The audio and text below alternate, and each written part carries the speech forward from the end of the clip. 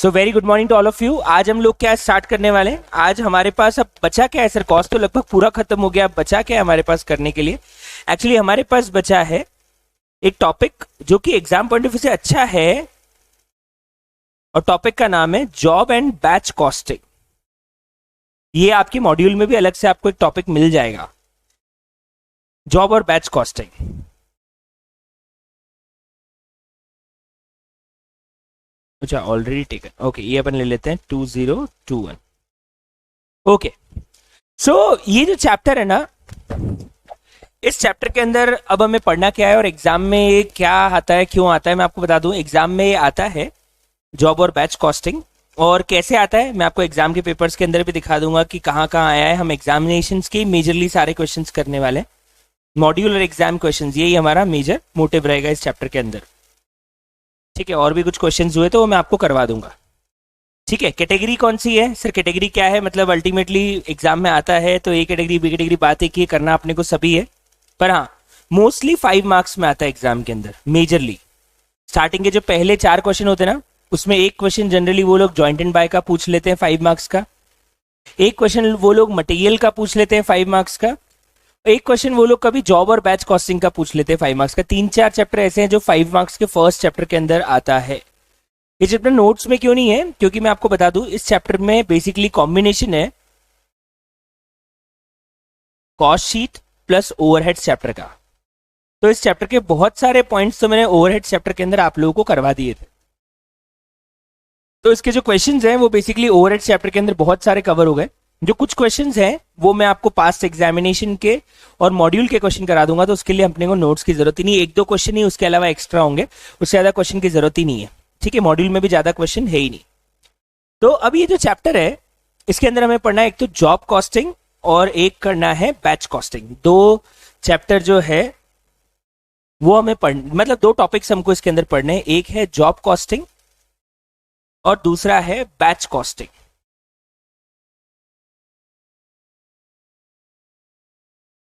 आप पहले मुझे नाम से बताइए कि जॉब और बैच का मीनिंग क्या होगा आपके हिसाब से? जॉब कॉस्टिंग और बैच कॉस्टिंग का मीनिंग क्या होगा? जॉब कॉस्टिंग और बैच कॉस्टिंग का मीनिंग क्या होगा आपके हिसाब से?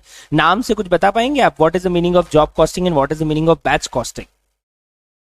जॉब कॉस्टिंग मतलब मैं आपको बता दूं, जब हमारे पास जो प्रोडक्शन होता है, हम जो प्रोडक्शन करते हैं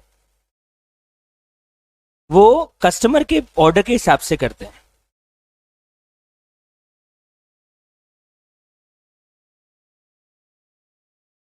या मैं बोल सकता हूं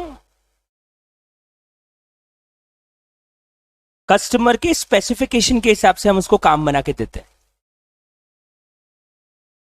जैसे मान लीजिए कॉलेज है, वो कॉलेज या एक स्कूल अपने बच्चों के लिए यूनिफॉर्म बनवा रहा है, तो ऐसा तो है नहीं कि वो नॉर्मल व्हाइट टी शर्ट बिना प्रिंट का प्लेन दे देगा। वो कुछ ना कुछ उसके ऊपर छपवाएगा, कुछ ना कुछ अपनी अलग डिजाइन बनवाएगा, अपना अलग लोगो बनवाएगा, ये बनवाएगा वो बनवाएगा। तो अब जिस रेडीमेड व्यापारी के पास जाके, जिस फैक्ट्री में जाके वो ऑर्डर देगा कि मुझे 1000 टी शर्ट बना के देने, अब वो कंपनी उसके लिए जॉब कॉस्टिंग लगाएगी, क्योंकि अब उसे उस कस्टमर के ऑर्डर के हिसाब से एक अलग काम करके देना है। ऐसा नहीं कि कॉमन काम है जो सबके लिए कर रहा हूं वो इनके लिए कर रहा हूं। जैसे आज मैं बात करूं कि यार आईफोन है, तो जो कंपनी आईफोन बना रही है वो एक जैसे आईफोन बना रही है। ऐसा तो है नहीं कि कस्टमर स्पेसिफिकेशन के हिसाब से आईफोन बन रहे हैं। मारुति की मान लीजिए स्विफ्ट है या कोई भी गाड़ी है, बलेनो है, तो जो बलिनो है वो एक जैसी बन रही है। ऐसा तो है नहीं कि मैं जाके बोलूंगा मुझे पिंक कलर की बलिनो चाहिए तो पिंक कलर की बलिनो बना के दे देंगे। So they are not producing or they are not manufacturing as per the customer requirement. They have a standard production, but there are lot of companies who are working as per the customer specification, customer requirements. अगर मैं car industry में ही बात करूं तो Rolls Royce और ये जो high and cars है ये स्पेसिफिकेशन के हिसाब से बनाई जाती है। मतलब रोल्स रॉयस को आप पूरा का पूरा अपने हिसाब से कस्टमाइज कर सकते हो। ऐसा का ऐसा अगर मैं बात करूं तो कपड़े इंडस्ट्री में ऑर्डर वाइज काम होता है, जहां पे भी टेक्सटाइल है या फिर शर्ट मैन्युफैक्चरिंग है या फिर कोई भी टेक्सटाइल मैन्युफैक्चरिंग है, वहां पे अपने हिसाब से काम होता है। इसके अलावा इंजीनियरिंग वर्क्स जो होते हैं, इंजीनियरिंग वर्क्स मतलब जो लोग मशीन के पार्ट्स बना रहे होते हैं, गियर बना रहे होते हैं, वो मशीन वाइज पार्ट्स और गियर्स बनाते हैं। जॉब वर्क जो लोग करते हैं वो कस्टमर स्पेसिफिकेशन के हिसाब से काम करते हैं। सो द पॉइंट ये है कि जॉब कॉस्टिंग जो है वो तब लगाई जाती है जब आपका अलग अलग कस्टमर का अलग अलग ऑर्डर है, ठीक है। तो पॉइंट ये है कि ये तो समझ में आ गया जॉब कॉस्टिंग कब लगेगी, लेकिन मेरा आपसे सवाल है जॉब कॉस्टिंग अगर हम करने जाएंगे तो हम कॉस्ट शीट प्रिपेयर कैसे करेंगे? कॉस्ट शीट किसके लिए बनाई जाएगी? मतलब मैं कॉस्ट शीट कैसे बनाऊंगा? ओवरऑल महीने के प्रोडक्शन की बनाऊंगा, पूरे साल भर के प्रोडक्शन की बनाऊंगा? आप मुझे बताओ जॉब कॉस्टिंग में कॉस्ट शीट कैसे बनाई जाएगी? मतलब मैं बोलूंगा साल भर में या महीने भर में मैंने कितना काम किया उसकी मैं कॉस्ट शीट बनाऊंगा? एक्चुअली यहाँ पे जॉब वाइज कॉस्ट शीट बनानी पड़ेगी। मुझे एक कस्टमर का ऑर्डर आएगा, मुझे उस कस्टमर से जितना भी उस पर्टिकुलर काम को करने में मटेरियल लगा है, उस पर्टिकुलर काम को करने में लेबर लगा है, उस पर्टिकुलर काम को करने में जो भी ओवरहेड रेट आएगा, उससे मुझे उस पर्टिकुलर काम के ओवरहेड्स जोड़ के उसका जो भी मुझे प्रॉफिट ऐड करना है वो जोड़ के मुझे उसकी कॉस्ट शीट बनानी पड़ेगी। सो बेसिकली यहाँ पे कॉस्ट शीट प्रिपेयर होती है जॉब वाइज। हम यहाँ पे जो कॉस्ट शीट प्रिपेयर करेंगे वो किसी एक पर्टिकुलर जॉब की कॉस्ट शीट प्रिपेयर करेंगे, किसी एक कस्टमर ऑर्डर की कॉस्ट शीट प्रिपेयर करेंगे, ना कि पूरे महीने की या पूरे साल की। तो जैसे हम नॉर्मल कॉस्ट शीट बनाते तो क्या होता था, ओपनिंग स्टॉक आता था, क्लोजिंग स्टॉक आता था। यहाँ पे ओपनिंग क्लोजिंग नहीं आएगा क्योंकि हम यहाँ पे उस कस्टमर का ऑर्डर ले रहे हैं। तो there is no opening, there is no closing. यहाँ पे जो है साहब इस कस्टमर ने मुझे इतना प्रोडक्ट बनाने को बोला, उसमें मुझे इतना रॉ मटेरियल लगा, इतना लेबर लगा, इतने ओवरहेड लगे, इतने एडमिनिस्ट्रेटिव, इतने सेलिंग, ये सब इस कस्टमर के ऑर्डर के कारण लगे हैं और मैं इससे इतने चार्ज कर लूंगा और उसके बाद उसमें प्रॉफिट जोड़ लूंगा और मेरा फाइनली प्रॉफिट आ जाएगा। तो सर ऐसी कॉस्ट शीट तो हमने पहले भी बनाई है, मैं आपको बताता हूँ कहाँ बनाई है। जॉब को एंड बैच कॉस्टिंग एक्चुअली हमने पढ़ लिया है। क्यों पढ़ लिया है? क्योंकि जब हमने ओवरहेड्स के क्वेश्चंस किए थे, मैं आपको दिखाता हूँ ना ओवरहेड्स चैप्टर, जब हमने ओवरहेड स्टार्ट किया था तो ओवरहेड में मैं आपको याद दिलाता हूं, पीछे जाके हमने पता है जॉब की कॉस्ट शीट के लिए ओवरहेड रेट कैलकुलेट करी थी इस क्वेश्चन के अंदर, if you are able to see that. एक और क्वेश्चन था ये वाला, दिखाता हूं मैं एग्जैक्ट क्वेश्चन जो एग्जाम में भी आया था और मैंने आपको क्लास में बोला भी था, पास एग्जामिनेशन क्वेश्चन है, बहुत इंपॉर्टेंट है। This one, question number 34। क्या किया था इसमें आपको याद है? पहले हमने पुरानी कॉस्ट शीट से ओवरहेड रेट्स कैलकुलेट कर लिए थे और फिर नीचे दिया हुआ है कि कस्टमर से ऑर्डर आया है और उस कस्टमर के ऑर्डर के अगेंस्ट में इतना मटेरियल लगा है, इतना लेबर लगा है, और जो ओवरहेड रेट ऊपर निकाले हैं उसको चार्ज करके कस्टमर की ऑर्डर की कॉस्ट शीट बनाइए। ये क्या थी? Job cost sheet. आया ना? ऑफ कोर्स इसको डायरेक्ट कस्टमर से चार्ज करना पड़ेगा पूरा। जी हाँ, तो मैं यही बोलना चाह रहा हूं कि जॉब और बैच कॉस्टिंग कोई अलग चैप्टर नहीं है, पर हाँ फिर भी कुछ क्वेश्चंस हम प्रैक्टिस के लिए और कर लेंगे, कुछ चीजें और हम डिस्कस कर लेंगे, सब कर लेंगे। एक और चीज आती है पहले बैच कॉस्टिंग, वो भी देख लेते हैं। सर वो क्या है, पहले आप वो बता दो, बैच कॉस्टिंग क्या है? बैच कॉस्टिंग में क्या होता है, कंपनी प्रोडक्शन कर रही है, कंपनी का लॉट्स में,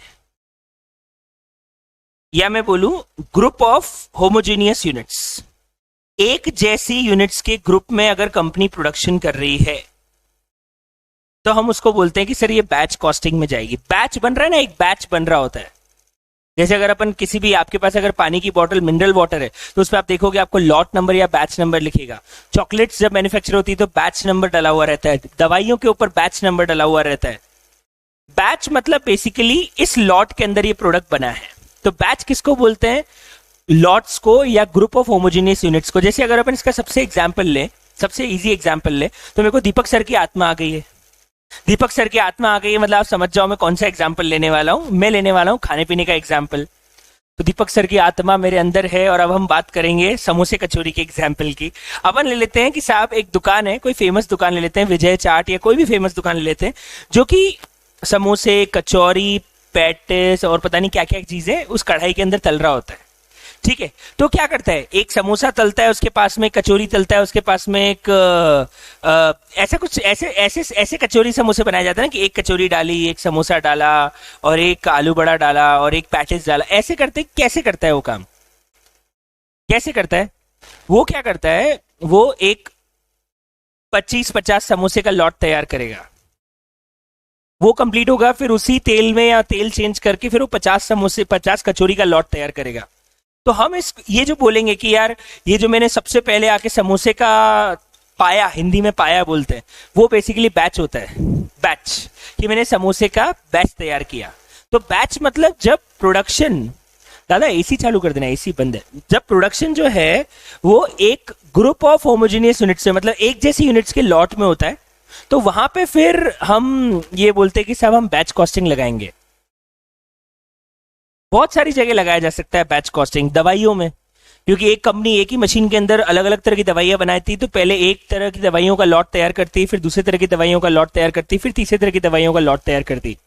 शर्ट की मैन्युफैक्चरिंग होती तो एक जैसे कलर के शर्ट्स एक बार के बैच में निकलते हैं, जैसे व्हाइट शर्ट्स निकाल रहे हैं तो व्हाइट, फिर ब्लू का सेक्शन, फिर ब्लैक, फिर रेड, फिर क्रीम, फिर येलो, फिर ग्रीन, जो भी कलर्स है उन कलर्स के बैच में प्रोडक्शन किया जाता है। तो जहां पे भी हम बैच कॉस्टिंग की बात करते हैं, वहां पे हम क्या कर रहे हैं, एक जैसे यूनिट्स को ग्रुप में तैयार कर रहे हैं। और यहां पे जब हम बात करेंगे कि सर कॉस्ट शीट कैसे बनेगी, चलो आप मुझे बताओ, अगर हम बैच कॉस्टिंग की बात करें तो टेल मी बैच कॉस्टिंग में कॉस्ट शीट कैसे बनेगी?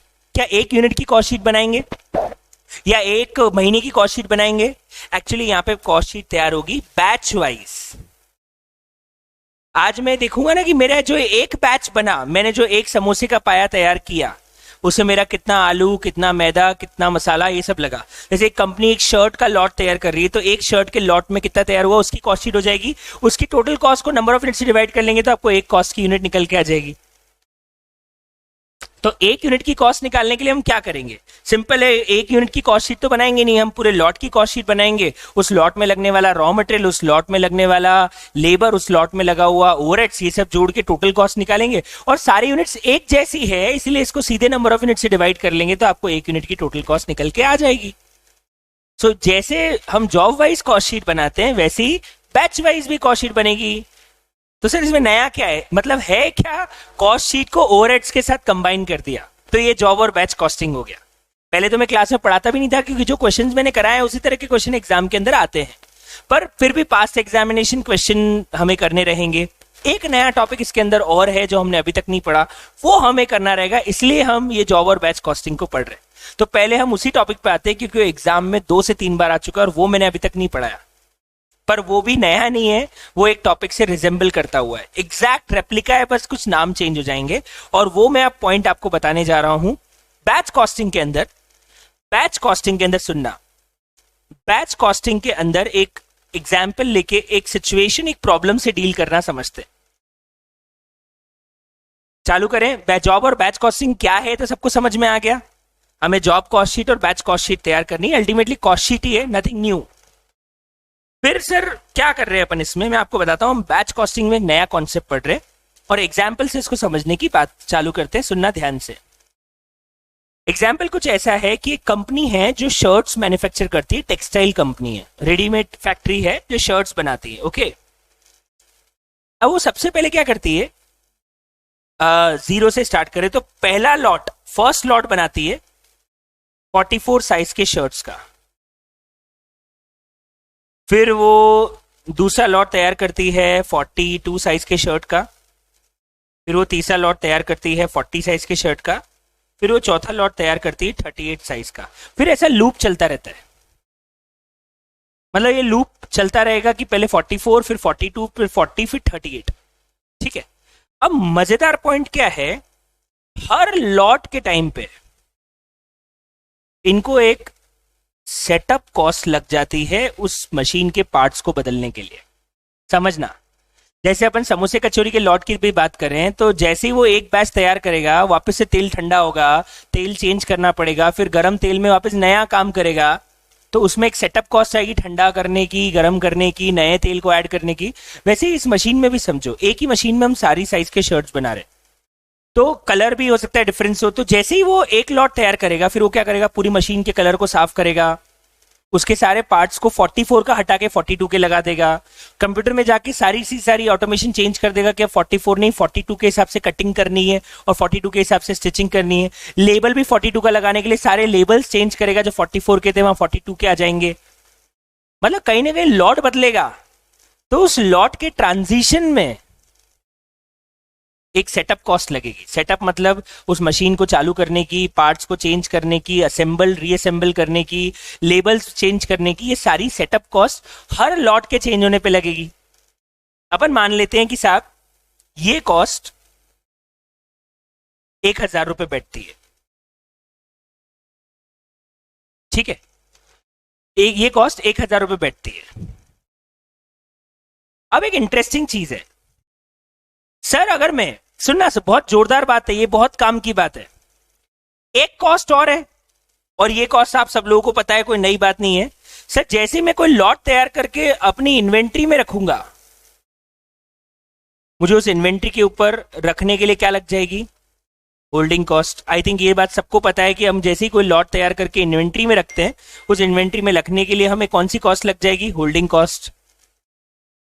अगर मैंने 44 साइज का लॉट तैयार करके अपने स्टॉक में रखा, क्योंकि जितना लॉट तैयार करूंगा, ऐसा तो है नहीं अगर मैं 100 यूनिट एक साथ बना रहा हूं तो ये तो है नहीं कि 100 की 100 एक साथ बिक जाएगी।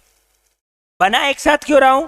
क्योंकि सर एक साथ बनेगा तो कॉस्टिंग कम आएगी, लेकिन मैं एक साथ बेच तो नहीं सकता क्योंकि मेरे पास एक साथ 100 शर्ट के ऑर्डर तो है नहीं 44 साइज वाले, तो मुझे उसे रखने के लिए क्या लगेगी? Holding cost. तो अब शानदार बात क्या है, सुनना, ये वाली बात आपको याद दिलाएगी कि टॉपिक कौन सा है। अगर मैं बैच का साइज, या मैं इसको बोलूं लॉट साइज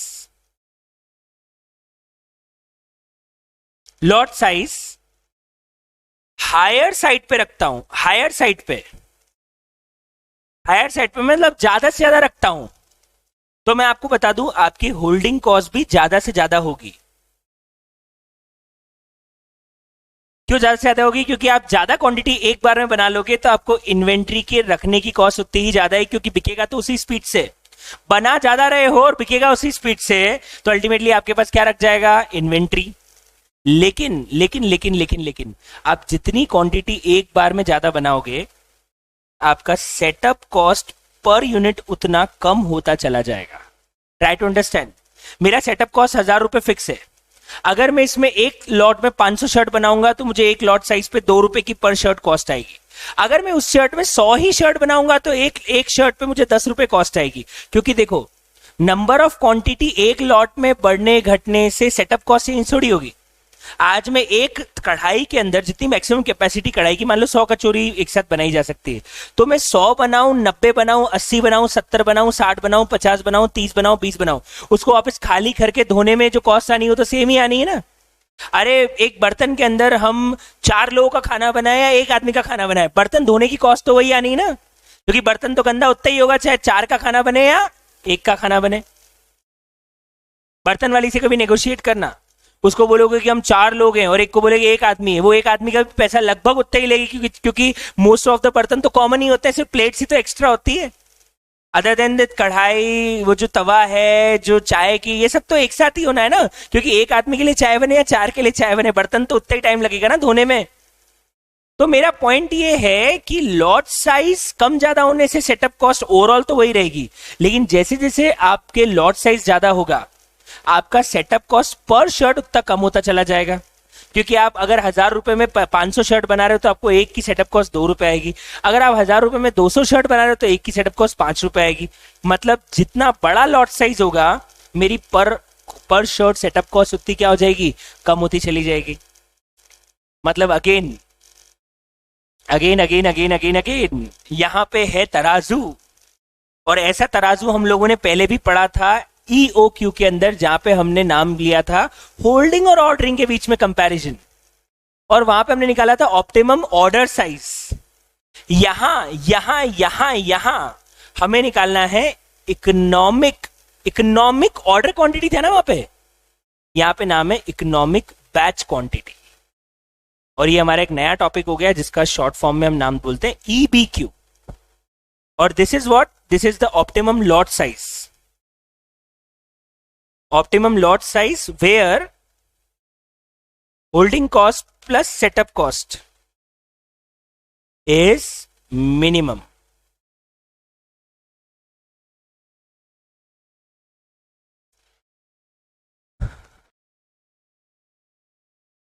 मतलब सर कॉन्सेप्ट वही है, बस हमें यूज दूसरी जगह कर रहे हैं। वहां हम यूज कर रहे थे उसको रॉ मटेरियल की परचेजिंग के अंदर, और यहां हम यूज कर रहे हैं प्रोडक्शन के अंदर।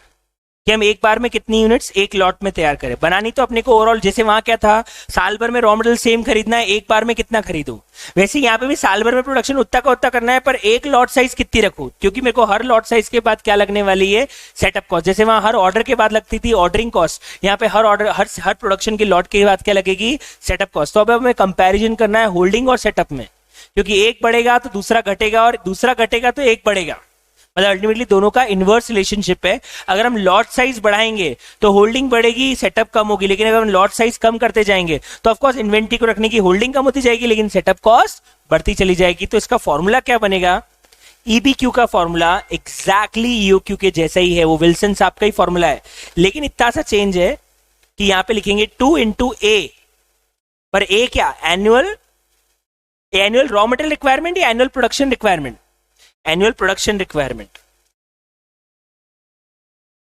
इनटू यहां पे ओ की जगह कौन रोल प्ले कर रहा है, सेटअप कॉस्ट पर सेटअप। एक सेटअप पे मुझे सेटअप कॉस्ट कितनी आ रही, जो हमारे लिए 1000 रुपए थी, divide by holding cost per unit per annum, जो हमारा सेम वहां पे होता था वो का वही यहां पे होगा, सी जो होता था वही। तो बेसिकली शॉर्ट फॉर्म में फॉर्मूला बन गया 2AS अपॉन सी, ओ को रिप्लेस कर दिया एस ने, और हमारा फॉर्मूला बन गया 2 into annual requirement of production into setup cost, holding cost per unit. पर ध्यान रखना यहाँ पे जो होल्डिंग कॉस्ट है फिनिश गुड्स के स्टॉक की लेनी है, हम वहां पे होल्डिंग कॉस्ट निकालते थे रॉ मटेरियल के स्टॉक की, यहाँ पे हम क्या बना के रख रहे हैं उसको, इन्वेंट्री ना हमारे लिए, तो होल्डिंग कॉस्ट किसकी निकालेंगे, फिनिश गुड्स के स्टॉक की, जो भी हमारे पास फिनिश गुड्स का स्टॉक है उसकी होल्डिंग कॉस्ट निकालनी पड़ेगी। बताओ क्या ये बात आप लोगों को समझ में आई है, यस और नो, श्योर? तो क्या हम इसके क्वेश्चंस करना चालू कर सकते, यस? चलिए, तो मैं ना एक शीट मैंने बना रखी है, उस शीट में से क्वेश्चन लेके आता हूं मैं, और ये आपकी शीट में कॉपी कर देता हूं। मैंने इसके पहले एक शीट बना रखी है ईबीक्यू के लिए, ये वाला क्वेश्चन अपन पेस्ट कर देते हैं वहां पे हमारी शीट के अंदर।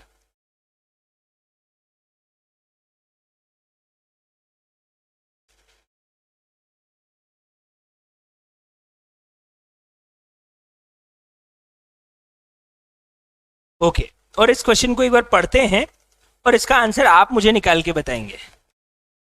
अगर आपको ईओक्यू एक बार भी आपने अच्छे से पढ़ा है, आपने एक बार भी रिवाइज किया है ईओक्यू, तो आपको इस क्वेश्चन को करने में कोई दिक्कत नहीं आएगी। मैं एक बार सिर्फ आपको पढ़ा देता हूं, क्वेश्चन को सुनना।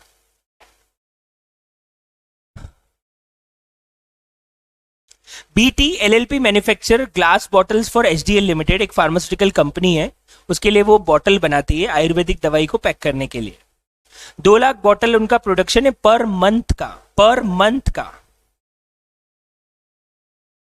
Setup cost of each production is 5200 and cost of holding per 1 bottle for a year is 1.5। As per estimate HDL can order as much as 99, मतलब अपन उसने ये बोला हुआ है कि वो एक बार में मैक्सिमम, अच्छा टोटल साल भर की रिक्वायरमेंट है 19 लाख बॉटल्स की।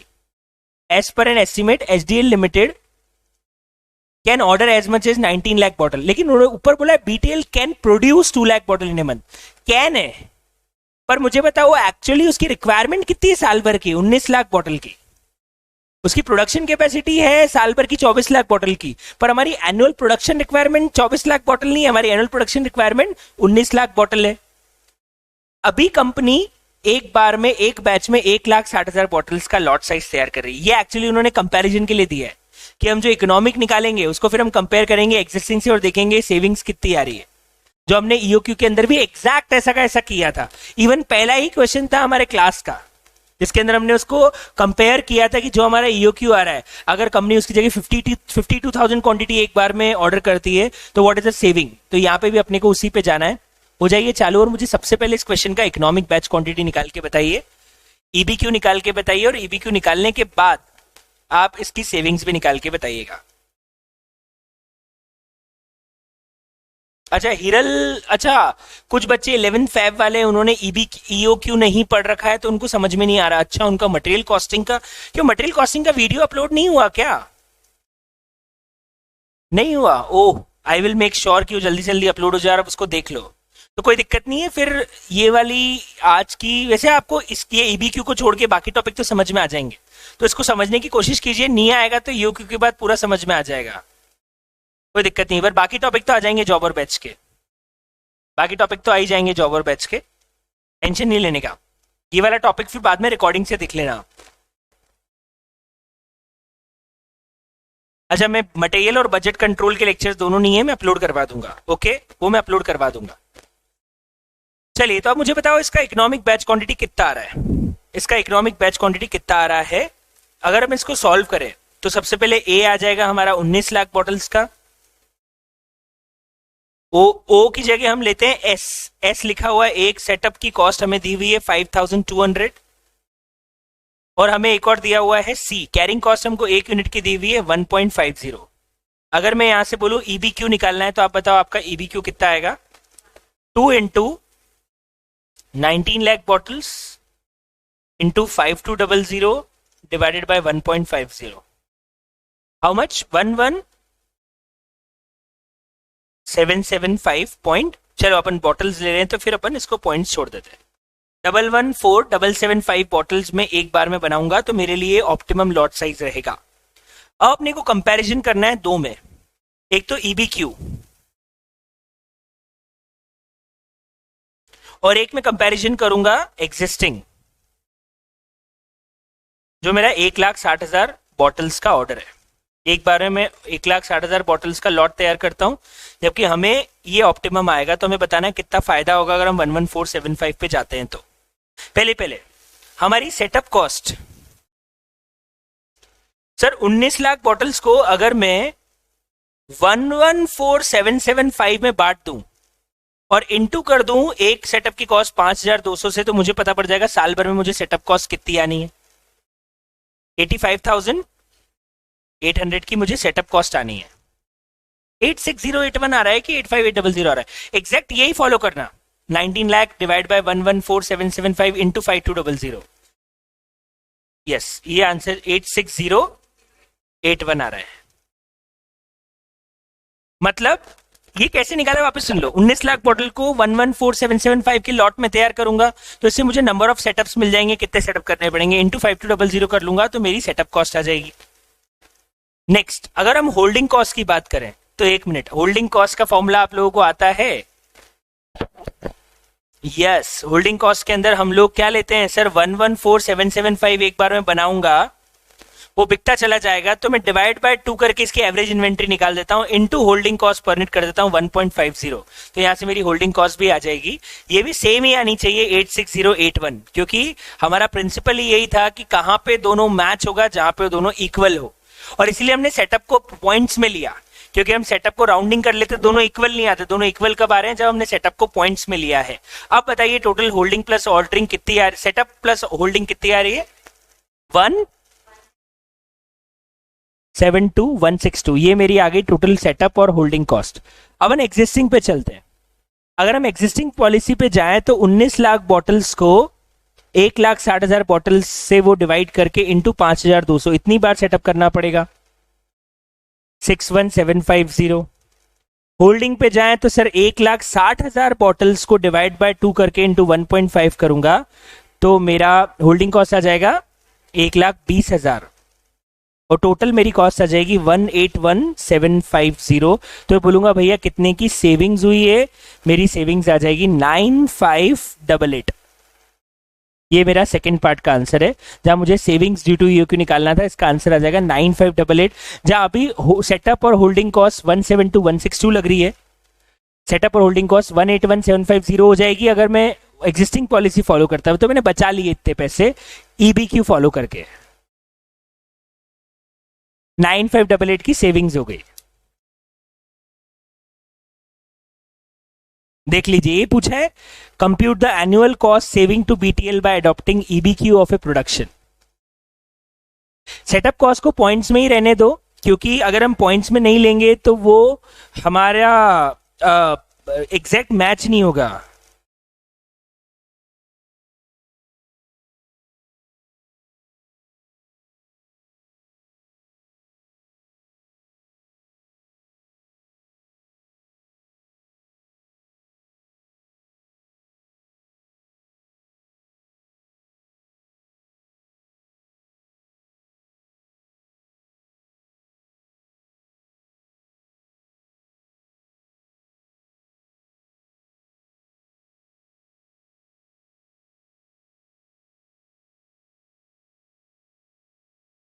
बताओ आ गया है सब कुछ समझ में? Tell me, is everything clear? Okay sir, अब इसका एग्जाम में क्वेश्चन आया वो देख लेते हैं। तो चलो अपन चलते हैं। ईबीक्यू के क्वेश्चन एग्जाम्स में कब कब आए और कितने कितने मार्क्स के, कौन कौन से पूछे। मोस्टली 5 मार्क्स में आया ईबीक्यू। तो अपन एक बार देख लेते हैं ईबीक्यू के पास examination question.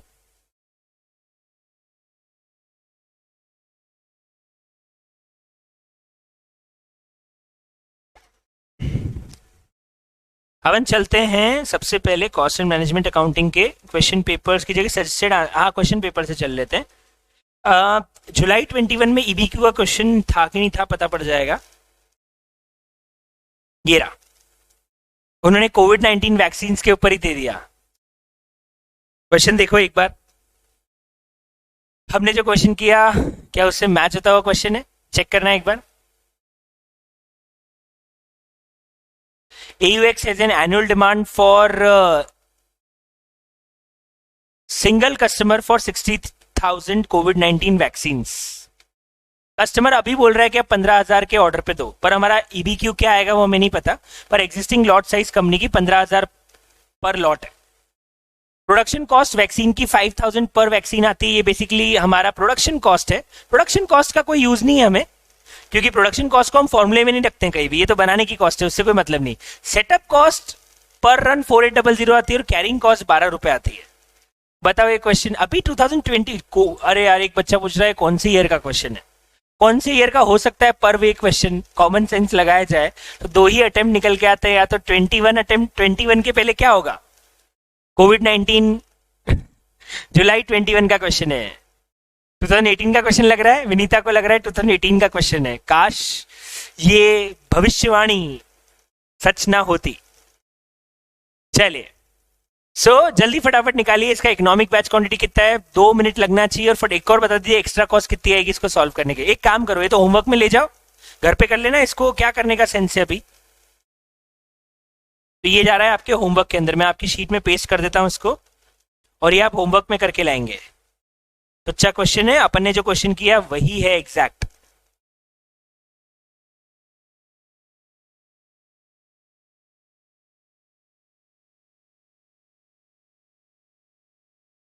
July 21, this is in your homework, 5 marks.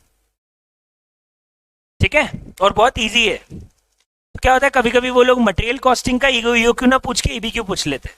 तो उनका एक रहता है कि यार ईओ क्यू पूछे या ईबीक्यू पूछे, दोनों नहीं पूछते हो जनरली, दोनों में से एक चीज पूछते हैं। जनवरी 21 में ईबीक्यू है क्या कि ईओ क्यू है, क्योंकि दोनों तो नहीं होंगे, एक ही होगा। ये रहा, इसमें भी ईबीक्यू है। देखते हैं क्वेश्चन क्या है। इसमें उन्होंने बोला है कि इन्वेंट्री की मिनिमम होल्डिंग कॉस्ट निकालनी है, कंपनी एक्स्ट्रा कॉस्ट, वो का वही क्वेश्चन है, सेम है। पढ़ते हैं क्वेश्चन में लिखा क्या है। GHI manufacture stent that is used by hospital in heart surgery. Stent लगता है ना हार्ट के अंदर, स्टंट लगाते हैं। स्टंट की एक्चुअली इसके ऊपर गवर्नमेंट की पॉलिसी आई थी कि एक बाईपास सर्जरी है, एक स्टंट लगाने की कॉस्ट इससे ज्यादा नहीं हो सकती। तो जब ये आया था शायद उसी टाइम ये क्वेश्चन भी आया था, 2020 में ही वो पॉलिसी आई थी। GHI Limited manufactures stunt that is used by hospital in heart surgery. As per the estimate provided by pharmaceutical industry, there will be demand of 40 million stunts in the coming year. Annual requirement कितनी आ गई हमारी? 40 million. पर उसमें GHI का share 2.5% है, तो actually 40 million का 2.5% कर लो आप। 40 मिलियन का 2.5% कर लीजिए। 1 मिलियन मतलब अगर मैं नॉर्मली बोलूं तो 10 लाख। 1 मिलियन 10 लाख के बराबर होता है, पता है ना सब लोगों को? अगर नहीं पता है तो डूब मरो। 1 million is equal to 10 lakh and 1 billion is equal to 1 billion is equal to 1000 million, 100 crore. Crore में बात करें तो 100 करोड़, एंड मिलियंस में बात करें तो 1000 मिलियन। गिने भी नहीं होंगे जीरो अपन ने कभी, ठीक है? ओके, सो ओ पलक मैडम, 1000 मिलियन होता है 1 बिलियन, 100 मिलियन होता है। अरे 100 करोड़ होता है, 1000 मिलियन होता है। पलक बेटा बादाम नहीं खाई आज अपन ने। ओके, पॉइंट पे आते हैं। सो GHI का शेयर 2.5% है, मतलब 40 मिलियन स्टंट्स का एनुअल रिक्वायरमेंट निकालो कितनी आ रही है? 1 मिलियन, 40 मिलियन, 2.5, 1 मिलियन, 1 मिलियन मतलब कितनी एनुअल रिक्वायरमेंट है? 10 लाख। हो गया ना क्वेश्चन? करना क्या है, 1 मिनट की होल्डिंग कॉस्ट 1.5 है और सेटअप कॉस्ट 225 रुपए। ऑप्टिमम निकाल के आपको बताना है कि अगर कंपनी एक बार में 4,000 स्टैंड बना दे तो कितनी एक्स्ट्रा कॉस्ट आएगी। क्या कुछ नया है इस क्वेश्चन के अंदर? होमवर्क जाता है क्वेश्चन भी, ये क्वेश्चन भी आपके होमवर्क में जाता है। ये कौन सा अटेम्प्ट का क्वेश्चन था मैं बता देता हूं। इट इज ऑफ जनवरी 21, नहीं जनवरी 21 की, हाँ जनवरी 21, यस जनवरी 21।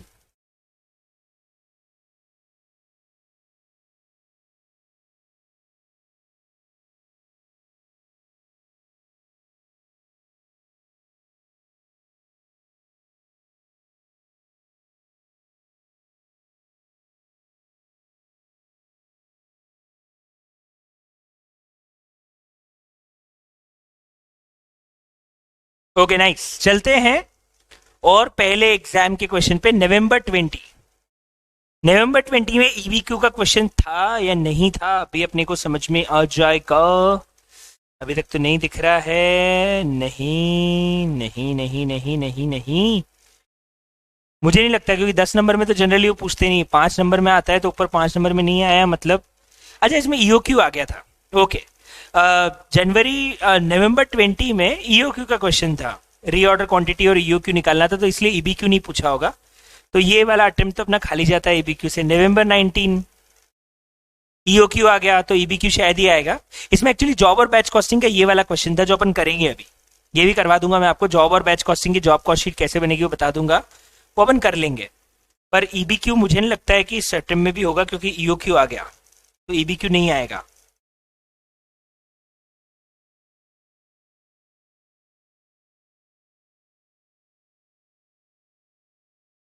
नहीं है। इसके पिछले में जाते हैं, मे 19।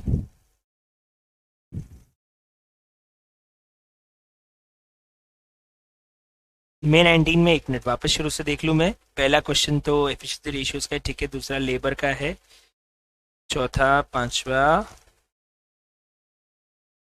वेरिएंस आ गया, वो एक्टिविटी बेस्ड कॉस्टिंग आ गया, सर्विस कॉस्टिंग आ गया, स्टोर लेजर आ गया, ब्लैक एंड व्हाइट यहाँ पे अपन ने किया, मार्जिनल आ गया, मशीना रेट आ गया, कॉन्ट्रैक्ट कॉस्टिंग आ गया, नहीं है।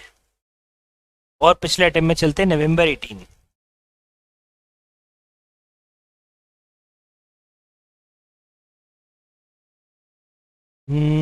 ये रहा। पर ये क्वेश्चन वापस पढ़ो और इसमें देखते हैं कि क्या क्वेश्चन में लिखा हुआ है। देखो, ये क्वेश्चन कौन से अटेम्प्ट का है? नवंबर 18 का है, ठीक है। XYZ has obtained an order to supply 48,000 bearings per year। साल भर की बेरिंग की रिक्वायरमेंट कितनी? 48,000। होल्डिंग कॉस्ट है 0.20 और सेटअप कॉस्ट है 384। बताओ इसका ईबीक्यू आ जाएगा। उन्होंने बोला compute the EBQ and number of runs for bearing, मतलब नंबर ऑफ सेटअप्स बताने हैं, कितनी बार आपको रन्स चलाने पड़ेंगे। तो इसका आंसर तो, और उसके बाद सेकंड बोले एक और चीज है, compute the interval between 2 consecutive runs. अपन ने याद करो ईओक्यू में पढ़ा था, 2 ऑर्डर के बीच के गैप को बोलते हैं इंटरवल। वो 2 ऑर्डर के बीच का गैप निकाला था अपन ने कि 2 ऑर्डर के बीच गैप कितना होगा, याद है आपको? 365 से डिवाइड करके, 365 से डिवाइड करके, यस। फिर वो बोल रहे हैं 8,000 अगर पॉलिसी है तो आपको बताना है एक्स्ट्रा कॉस्ट क्या होगी और बताना है कि क्या आपके लिए बेस्ट ऑप्शन होगा, मतलब ईबीक्यू की क्वांटिटी लास्ट में आपको बतानी है। करवा दूं क्या क्वेश्चन? करवाने की रिक्वायरमेंट हो तो मैं करवा देता हूं, आप जैसा बोलो। बिल्कुल नहीं, हिरल तो पढ़ा ही नहीं है बेटा, इसलिए बोल रही है करवा दो। जिन्होंने पढ़ लिया है मैं उसकी बात कर रहा हूं। करवाना है तो करवा देता हूं। मटेरियल कॉस्टिंग जिन लोगों ने पढ़ लिया है वो बताइए प्लीज, करवा दीजिए। बहुत बच्चे बोल रहे करवा दो, it will not take that much time. मैं फटाफट करा देता हूं, उनकी भी बात रह जाएगी। तो लीजिए साहब, मैं करवा देता हूं। नवंबर 18 का क्वेश्चन है।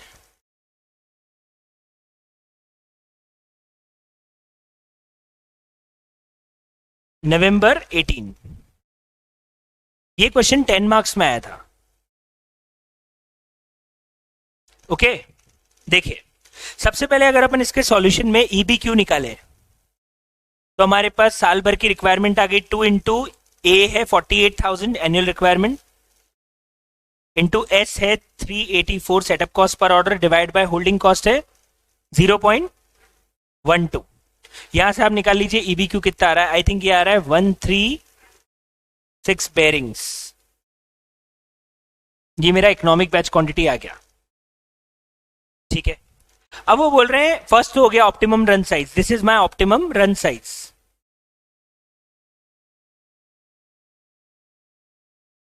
दूसरा मुझे निकालना है नंबर ऑफ रन्स, कि साल भर में मेरे कितने रन्स होंगे या कितने सेटअप होंगे, सेटअप बोलो या सेटअप रन बोलो, बात एक ही है।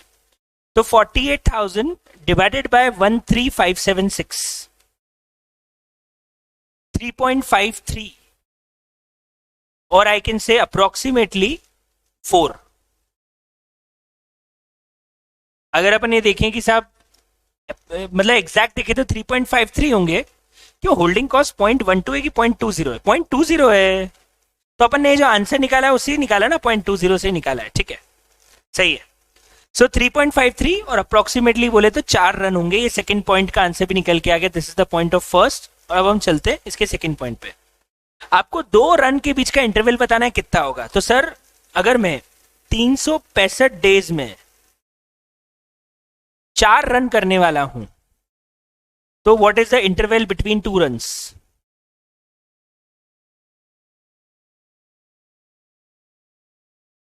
Ninety 91.25 days. एक काम करते हैं, अपन आईसीआई की मॉड्यूल में ये देख लेते हैं कि उन्होंने 3.53 लिया है या 4 से किया है, तो अपने को क्लियरिटी रहेगी कि हम किससे करने वाले हैं। 1 मिनट, एक गलती और हुई है बच्चों से। ये मेरे को आपने बताया ही नहीं, मुझे लगा आपने क्वेश्चन पढ़ा होगा। 0.20 पर बेरिंग पर मंथ है, गलती कर दी अपन ने, गलत है ये आंसर। ये आंसर गलत है, बिकॉज हमें चाहिए रहता है कैरिंग कॉस्ट पर एनम। ये पर मंथ दिया है। मैंने क्वेश्चन जल्दी जल्दी में देखा, आप लोगों ने भी शायद मेरी जैसी गलती कर दी और क्वेश्चन जल्दी जल्दी में देखा, तो ये गलत है। इट्स माई मिस्टेक, क्योंकि मैंने जल्दी जल्दी देखा, आपको भी जल्दी जल्दी दिखवाया फालतू। जल्दी देखो, इसको साल भर पे निकालेंगे तो ये 0.20 इंटू 12 होगी।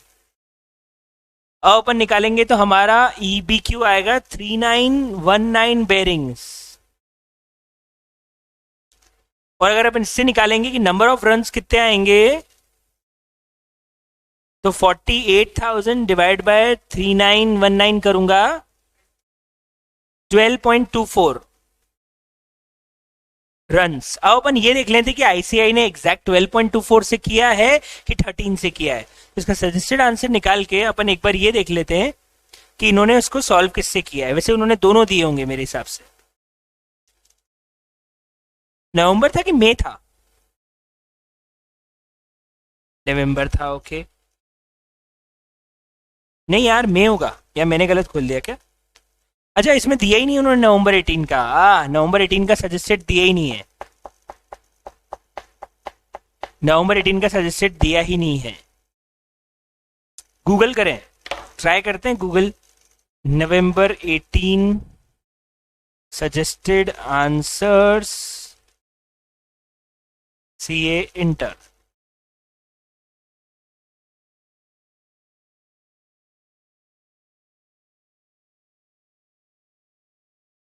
देखते हैं कहीं से मिल जाए पुरानी फाइल। दे है, सॉल्यूशन है आपके पास? अच्छा, वो तो दूसरा क्वेश्चन तो मिल ही जाएगा। अपने को चाहिए suggested answer cost and management accounting का, देखते ना। अरे नहीं, गया नहीं है शायद। नहीं है, नहीं है, नहीं है, डाउनलोड नहीं हो रहा है सर्वर, मतलब ये उड़ा दिया उन्होंने। वहीं की लिंक दे रखी होगी उन्होंने, आईसीआई की लिंक दी होगी, तो वही गायब हो गई।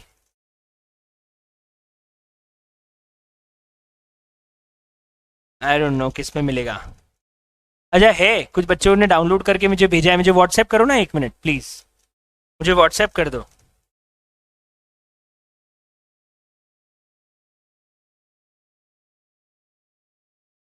मुझे व्हाट्सएप कर दीजिए प्लीज।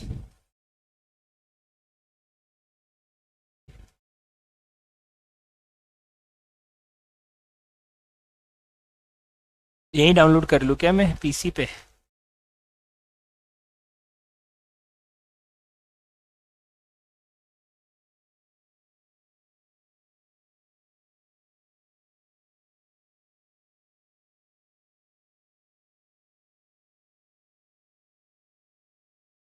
अच्छा, मेरे पास भी आ गया, 1 मिनट। ये है ऑप्टिमम रन साइज वाला। ये कौन सा अटेम्प्ट का भेज रहे हो आप? नवंबर, ये एक मिनट पीछे जाते हैं। मेरे पास मोबाइल में आया, वो देख लेते हैं अपन। ये मेरे पास आ गया ना, मैं इसको इसमें ले लेता हूँ, आईपैड पे ले लेता हूँ। ये लीजिए साहब।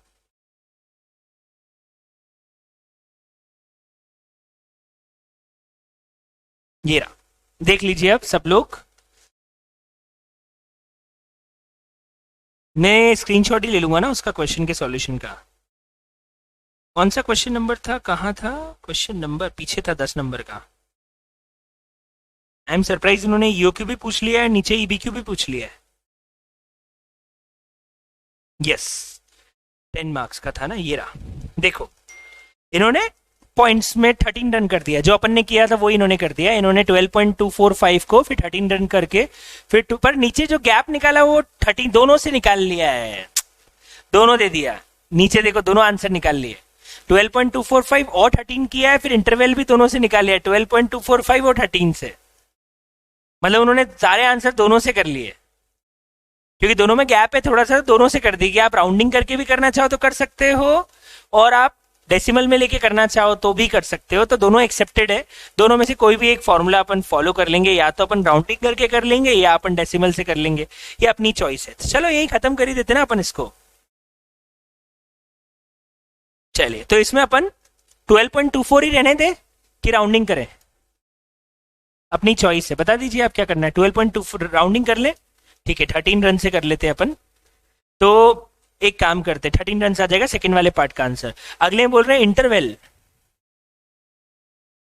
तो 365 को 13 रन में चलाएंगे अपन, तो एक और दो के बीच में गैप कितना होगा? 28 डेज का। ये भी आ गया। फिर वो बोल रहे हैं कि सर एक बार अपन ले लो ईबीक्यू जो आ रहा है 3919 क्वांटिटी, और एक बार ले लो आप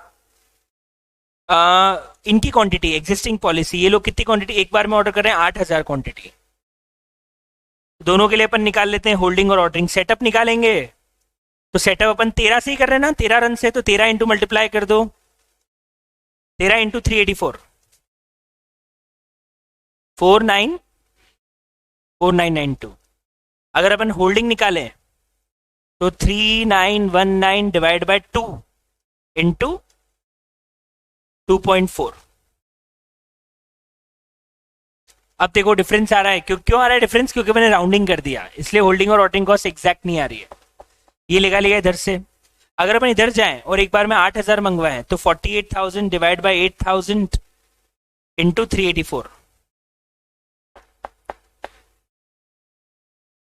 कितना आ रहा है? 2304।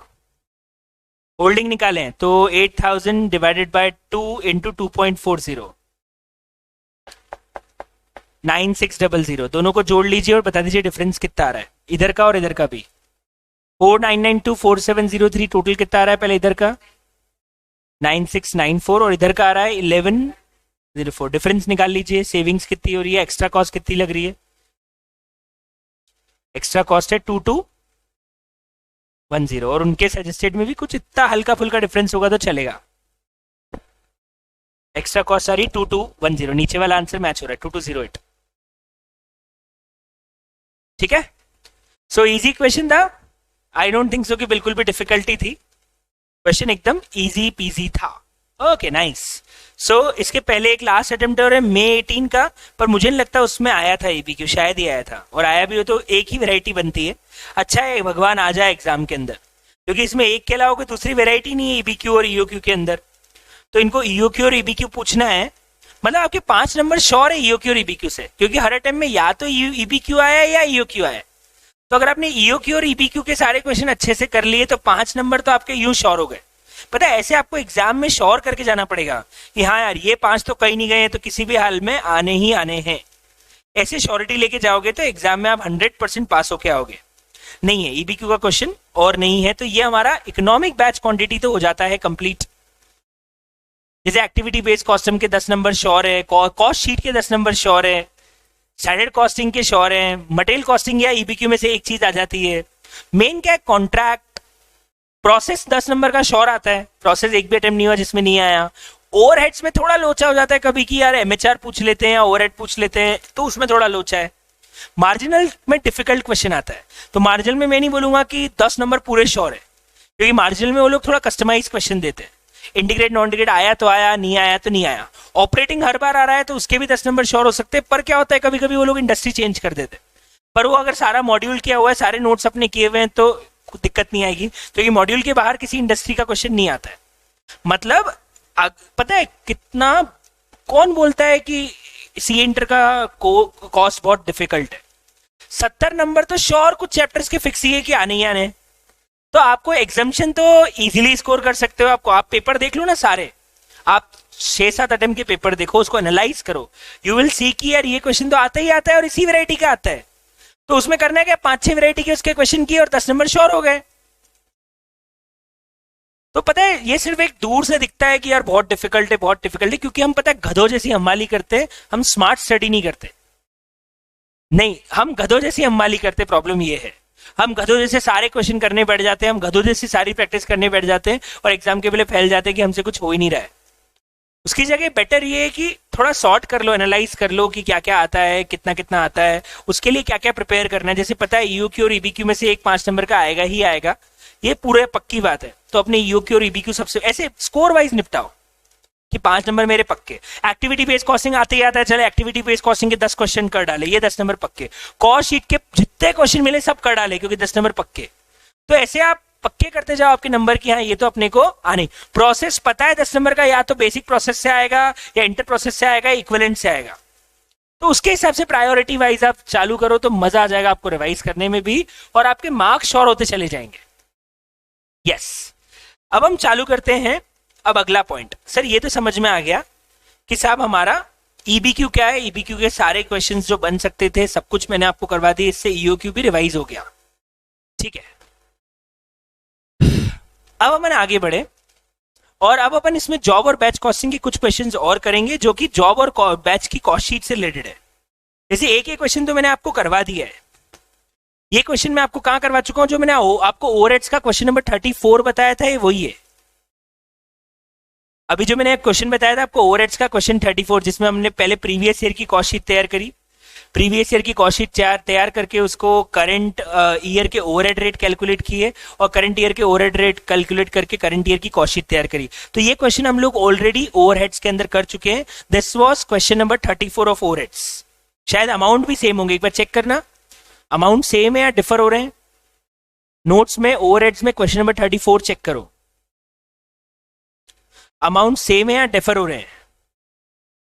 अगर डिफर हो रहे हैं तो मैं क्वेश्चन आपको होमवर्क में दूंगा, और आप एक बार 34 जो करवाया है उसको देखो और उसके बाद इस क्वेश्चन को करिएगा आप। फिर अमाउंट डिफर हो रहे हैं ना, ओके, तो ये क्वेश्चन फिर आपको होमवर्क में जाता है। और क्योंकि वो ओवरहेड का क्वेश्चन सॉल्व्ड है आपके पास, आपको बस उस क्वेश्चन को एक बार देखना है और उसके बाद ये क्वेश्चन आपको होमवर्क में करके लाना है। ठीक है सर, और कोई डिफिकल्ट क्वेश्चन? हाँ, ये वाला क्वेश्चन हम अभी करेंगे।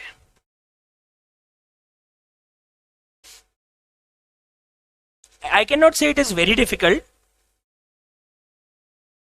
पर हो जाएगा। पढ़े क्वेश्चन को, जॉब कॉस्टिंग का क्वेश्चन है एक और, देखिए इसको अपन हमारी शीट में कॉपी कर लेते हैं और इसको अपन सॉल्व करेंगे।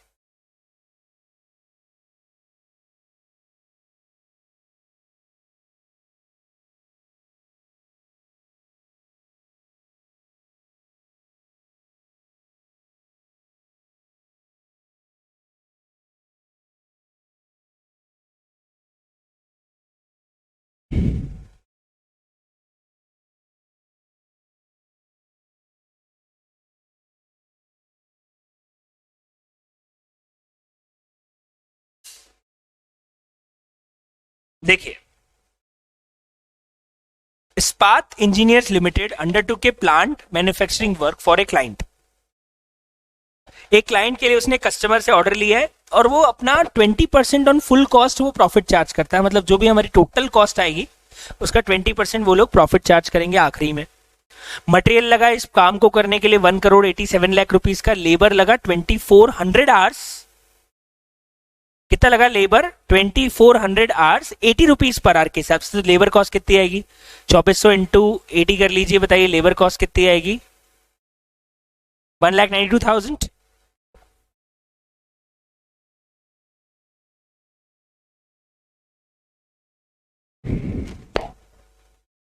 अब वो बोल रहे हैं बजटेड प्रोडक्शन ओवरहेड्स 48 लाख के हैं इस पूरे पीरियड के, और वो रिकवर होते हैं 24,000 लेबर आवर के हिसाब से। तो हमारे कॉस्ट शीट में ओवरहेड कितने जुड़ेंगे? हमारी कॉस्ट शीट में भी ओवरहेड 24,000 लेबर आ रहे हैं कि 2400 लेबर आ रहे हैं? ऊपर देखो हमारी कॉस्ट शीट में ओवरहेड कितने हैं 2400, और पूरे पीरियड में ओवरऑल लेबर आवर कितने हैं 24,000, और पूरे पीरियड के ओवरहेड्स कितने हैं 48 लाख। कैसे ओवरहेड रेट पर आवर आ जाएगी? ओवरहेड रेट पर आ रही है 200 रुपए पर लेबर आवर, और हमारे इसमें 2400 लेबर आवर यूज हुए हैं। 2400 इंटू 200 करूंगा तो मेरी बजटेड प्रोडक्शन ओवरहेड आ जाएगा 4,80,000। ये भी आ गया। ऐसा कैसा आगे क्या लिखा हुआ है? ओवरऑल सेलिंग ओवरहेड है 18 लाख, और उस पूरे पीरियड के टोटल प्रोडक्शन कॉस्ट है 36 लाख। उसके बेसिस पे सेलिंग ओवरहेड्स को रिकवर 36 करोड़। तो अपन एक काम करते हैं, हमारी जॉब कॉस्ट शीट बनाते हैं। सबसे पहले हमारी जॉब कॉस्ट शीट में सबसे पहले रॉ मटेरियल लिखें। तो क्वेश्चन में लिखा हुआ है कि इस पर्टिकुलर काम को करने में रॉ मटेरियल कितना लगा सर 1,87 लाख। ये तो डायरेक्ट कॉस्ट है। डायरेक्ट लेबर कितना लगा सर? डायरेक्ट लेबर लगा है 2400 into 80 rupees per hour, it is 1,92,000 का लेबर लगा। यहां से प्राइम कॉस्ट आ गई 1,87 लाख प्लस 1,92,000। बताइए टोटल प्राइम कॉस्ट कितनी आ रही है? 187 प्लस 1.92 1,88,92,000। अब अपने को इसमें जोड़ने हैं, क्या वर्ड यूज हुआ है? Production overheads.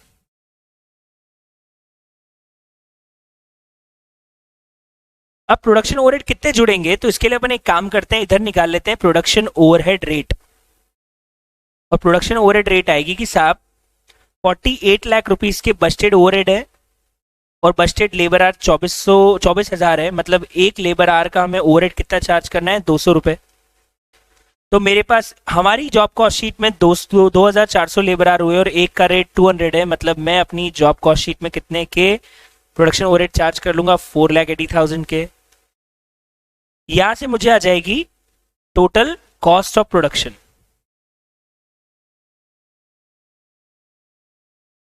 1,93,72,000।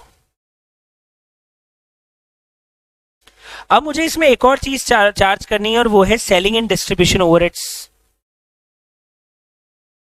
इसके लिए उन्होंने क्या बोला है कि अगर हम इसकी ओवरहेड रेट निकालें, एसएनडी की ओवरहेड रेट निकालें, तो उन्होंने बोला है 18 लाख रुपए के सेलिंग ओवरहेड्स लगते हैं 36 करोड़ की प्रोडक्शन कॉस्ट से डिवाइड करने पे। मतलब 36 करोड़ की प्रोडक्शन कॉस्ट पे 18 लाख के सेलिंग ओवरहेड लगते हैं। क्वेश्चन में क्लियरली लिखा हुआ है कि 36 करोड़ की प्रोडक्शन कॉस्ट पे 18 लाख के सेलिंग ओवरहेड लगते हैं। तो आप बताओ what is the percentage of 0.05 की 0.5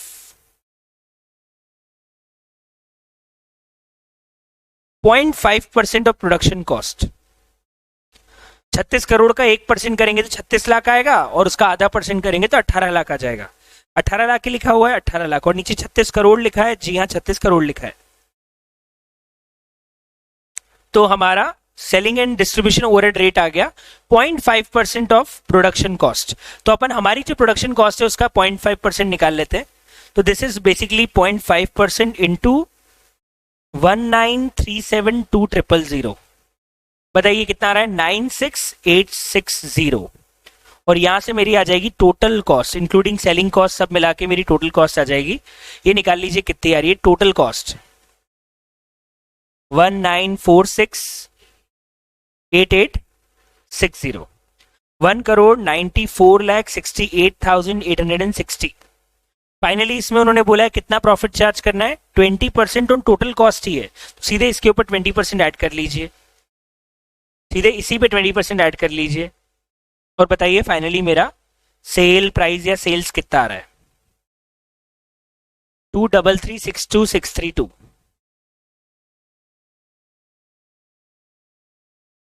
23362 23362 ये आ रहा है मेरा फाइनली सेल्स, और प्रॉफिट आ रहा है 3893772।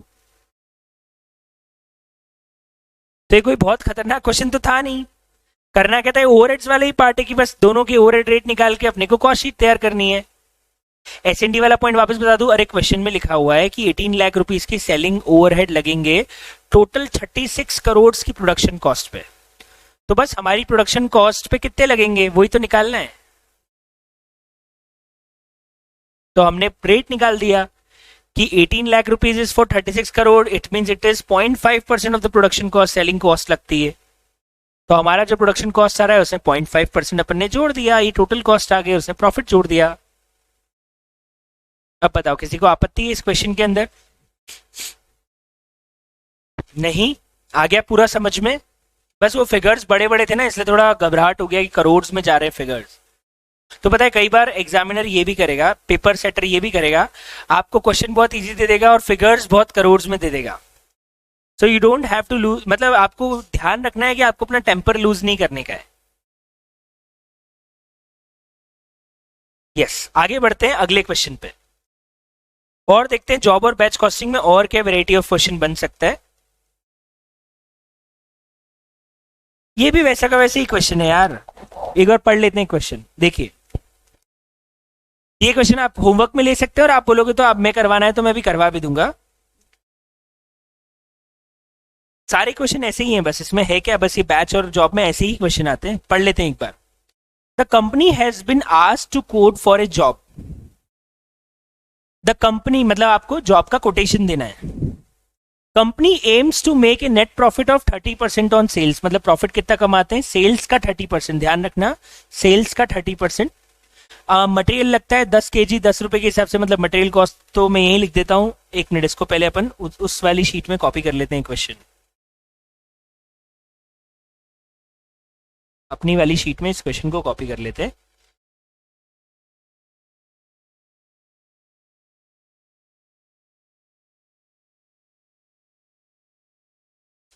सबसे पहले यू कैन सी मेरी रॉ मटेरियल कॉस्ट आ रही है 100 रुपए, क्योंकि एक प्रोडक्ट को या एक जॉब में 10 केजी लगता है, 10 रुपए के हिसाब से 100 रुपए। लेबर आ रही है 50, 20 इंटू 5 के हिसाब से अगेन 100 रुपए। वेरिएबल ओवरहेड उन्होंने 2 रुपए पर लेबर आ रहे हैं, और लेबर आर 20 लगते हैं, मतलब इंटू 20 के हिसाब से मेरी वेरिएबल ओवरहेड कितने आ जाएंगे, 40। अब उन्होंने क्या बोला है, जो फिक्स ओवरहेड है वो लेबर आर के बेस पर रिकवर होते हैं, और साल भर में 10,000 लेबर आ रहे हैं। तो बताओ मेरी फिक्स ओवरहेड रेट कितनी आ गई, मेरी फिक्स ओवरहेड रेट कितनी आ गई, 10 रुपीज पर आवर। यस, तो हमारे यहाँ पे 10 रुपीज पर लेबर आ रही है, मेरी फिक्स ओवरहेड रेट आ गई। तो मेरे कितने लेबर आवर लगे, 20 इंटू 10 रुपए, तो फिक्स ओवरहेड कितने चार्ज जाएंगे, 200। और लास्ट में बोला हुआ है कि सेलिंग और डिस्ट्रीब्यूशन हर जॉब से 50 रुपए रिकवर होती है, तो एसएनडी के सीधे 50 रुपए जोड़ देता हूं, बस खत्म, आ गया टोटल कॉस्ट। निकाल लो, 240 और 200 टोटल हो गया 440, और एसएनडी हो गया 50, 490, और उसमें जोड़ दिया 30% का प्रॉफिट। सेल्स पे 30% है, मतलब कॉस्ट 70 के बराबर हो जाएगी, कॉस्ट 70% के बराबर हो जाएगी, सेल्स 100% के बराबर हो जाएगी, तो सेल्स आ जाएगी आपकी 700। इससे तुच्चा क्वेश्चन कुछ हो सकता था क्या? बहुत ही इजी हो गया। ऐसे ही तो क्वेश्चन आते हैं। एक और क्वेश्चन है बैच कॉस्टिंग का, भी ऐसे ही है, जॉब की जगह बस बैच हो जाएगा। ये वाला क्वेश्चन भी देख लेते हैं, इसको भी मैं अपनी शीट में कॉपी कर लेता हूं, फिर अपन फाइनली इसका मॉड्यूल देख लेंगे। और जॉब और बैच का भी एक आध कोई पास्ट एग्जाम क्वेश्चन एक आध ही है, वो ही देखना रह गया, वो भी देख लेंगे, पहले मॉड्यूल देख लेंगे। इसको मैं यहाँ पे कॉपी मार देता हूँ हमारी शीट में। ये शीट का नोट्स में नहीं है, तो अगर आपको चाहिए तो प्रिंट आउट निकलवा लीजिएगा। इसका ज्यादा पेज नहीं होंगे, 10-12 पेज का है, 5 रुपए का प्रिंट आउट निकलेगा, निकलवा लेना। बैच कॉस्टिंग के अंदर लिखा हुआ है, Arnav confectioneries owns a bakery which is used to make bakery items like pastry, cakes and muffins. AC used to bake at least 50 units of an item at a time, मतलब एक बैच में वो कितनी यूनिट्स बनाती है। Customer gives an order for 600 cakes. उसने क्या बोला, सुनना,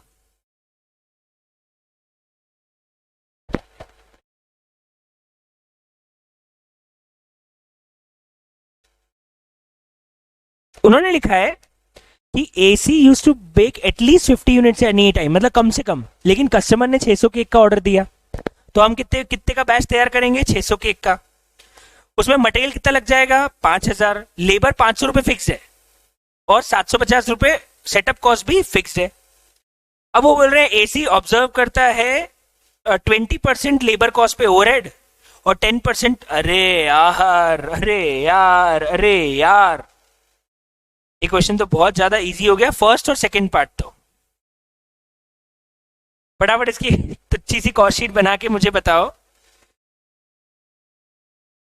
कि इसमें हमारी कॉस्ट कितनी आ रही है। प्राइस बताना है 600 केक की।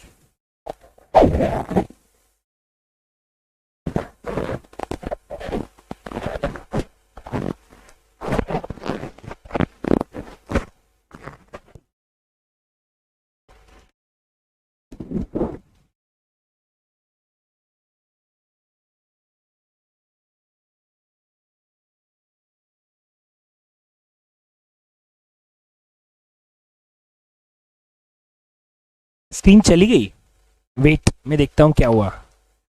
ओके, अभी आ जाएगी, कोई प्रॉब्लम नहीं है।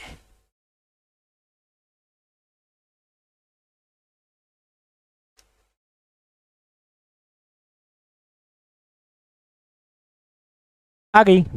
ओके, सिंपल कॉस्ट शीट है। अरे यार ये फिर हिल रहा है, एक मिनट मैं इसको ठीक कर देता हूँ, ये बार बार मूव हो रहा है इसलिए वो जा रही है। अब ठीक है, बहुत सिंपल कॉस्ट शीट है।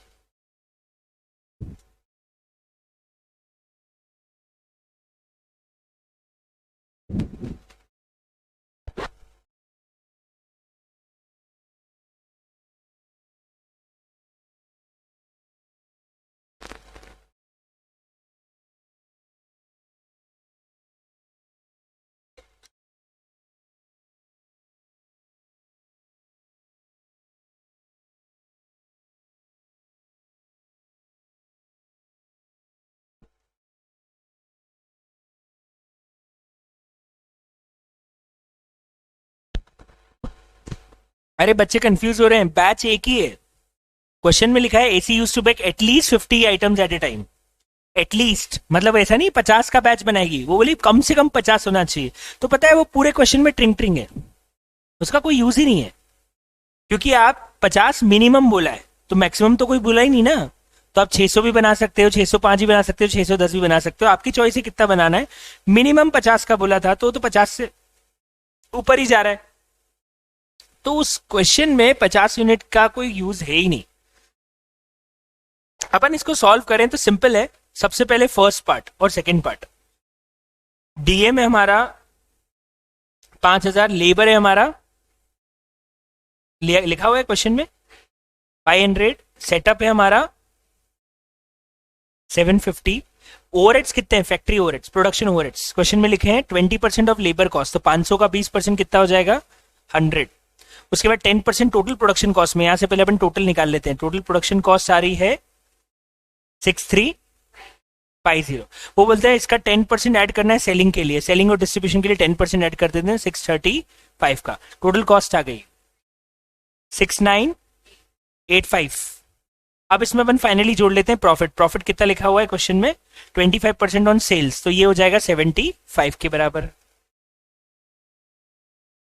9313।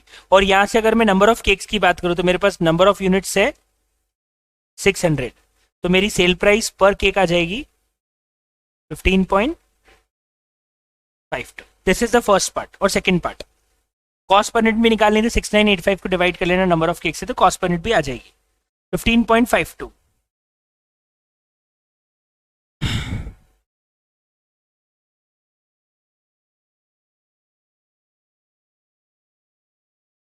ओके, अब लास्ट वाले में बोला है कि आपकी सेल प्राइस क्या होगी अगर ऑर्डर 600 की जगह 605 केक का आ जाए। अपने को एक बार तो यहाँ कॉस्ट शीट बनानी थी 600 केक्स की। अब वो बोल रहे नहीं साहब, अगर यहाँ 605 केक का ही ऑर्डर आता तो हमारी कॉस्ट शीट में क्या चेंज आता? एक मिनट, मेरा मटेरियल चेंज होता? जी हाँ, मटेरियल चेंज करो। 5000 की जगह 5000 डिवाइड बाय 600 इंटू 605 करते,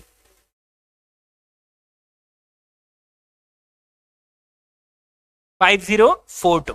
अच्छा, मेरा लेबर चेंज होता, लेबर चेंज नहीं होगा क्योंकि क्वेश्चन में लिखा हुआ it is irrespective of unit. आप चाहे 600 केक बनवा लीजिए, आप 605 केक बनवा लीजिए, आपका लेबर सेम होता तो बता दीजिए कितना लेबर आता, लेबर वो का वही आता 500। मेरा सेटअप कॉस्ट भी उतना का होता क्योंकि मैं एक ही सेटअप में सारा काम कर लेता ना, 750। मेरा फैक्ट्री ओवरहेड कितना आता सर, 10% ऑफ लेबर, मतलब ये भी वो का वही आता, 20% ऑफ लेबर है तो ये भी वो का वही आता 100। और इससे मेरी टोटल कॉस्ट आ जाती, निकाली टोटल कॉस्ट कितनी आती 6792। चेक कर लो सही है 6392। अच्छा, इसमें अब एसएनडी जुड़ेगा 639.20 का, तो यहां से मेरी आ जाएगी टोटल कॉस्ट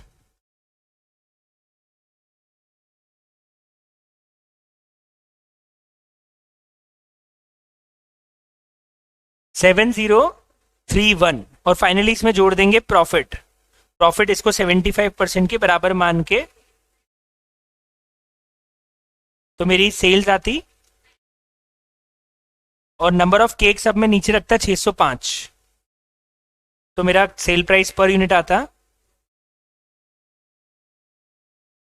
15.50। हो गया।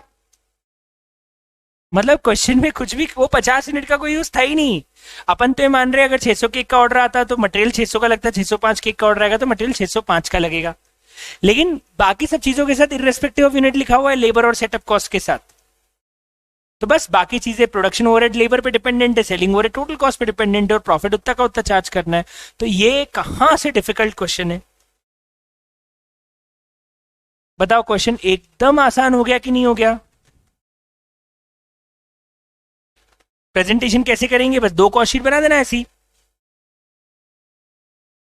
मैंने एक साथ बना दी, आप अलग अलग नीचे करके बना देना। कॉस्ट शीट के तो प्रेजेंटेशन है और क्या है।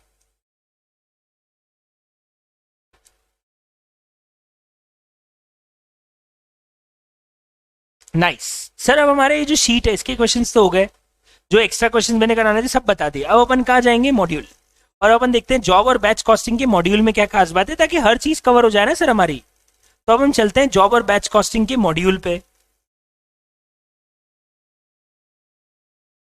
और इसको भी मैं आपकी शीट में ही, ये जो शीट है इसमें अटैच करूँ या अलग से दिखाऊं? अलग से करता हूं ताकि आपको प्रॉब्लम ये आएगी प्रिंट आउट निकालने में दिक्कत नहीं आए, नहीं तो आपको प्रिंट आउट निकलवाने में फिर मॉड्यूल का भी प्रिंट आउट आ जाएगा साथ में। तो अब हम मॉड्यूल भी देख लेते हैं, पर हाँ इसको भी मैं अपलोड कर दूंगा मार्किंग करके आपकी लिंक के अंदर।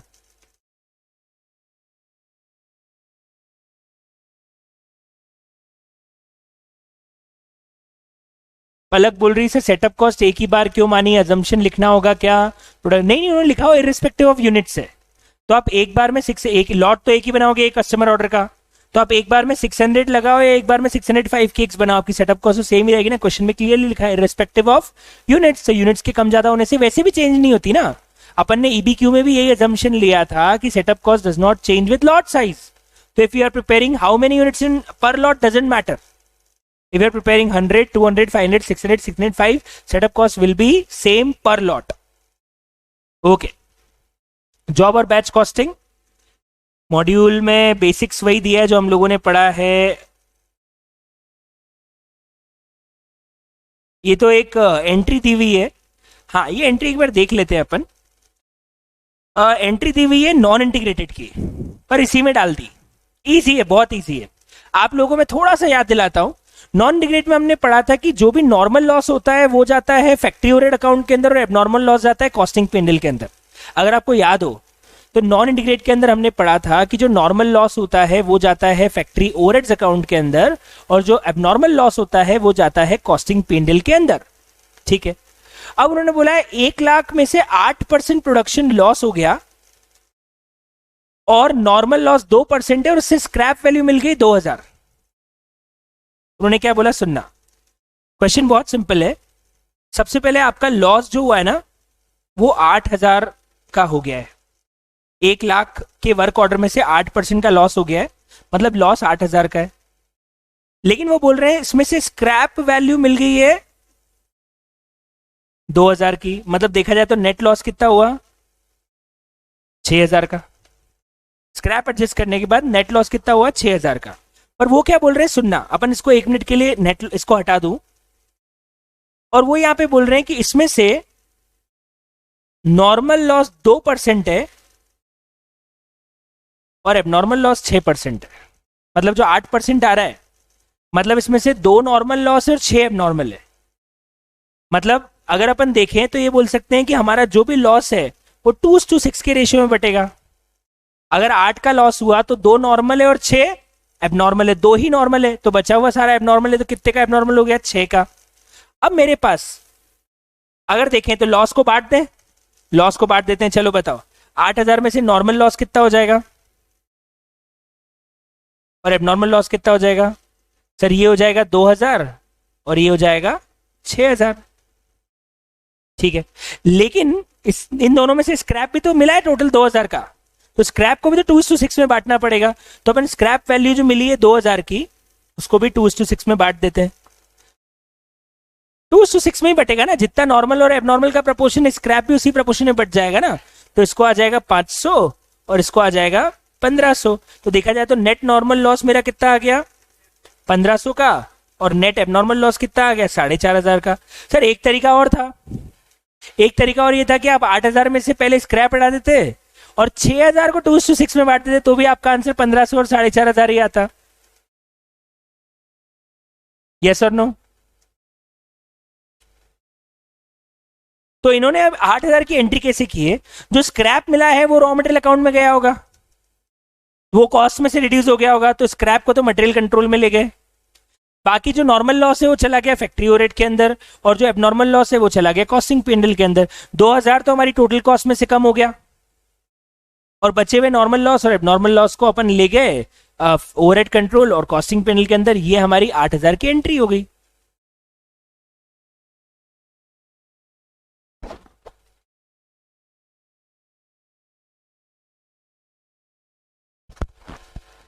तो जो भी नॉर्मल लॉस है वो हम इंटीग्रेटेड के हिसाब से फैक्ट्री ओवरहेड में ले जाते हैं, और जो भी एबनॉर्मल लॉस है वो हम ले जाते हैं कॉस्टिंग P&L के अंदर।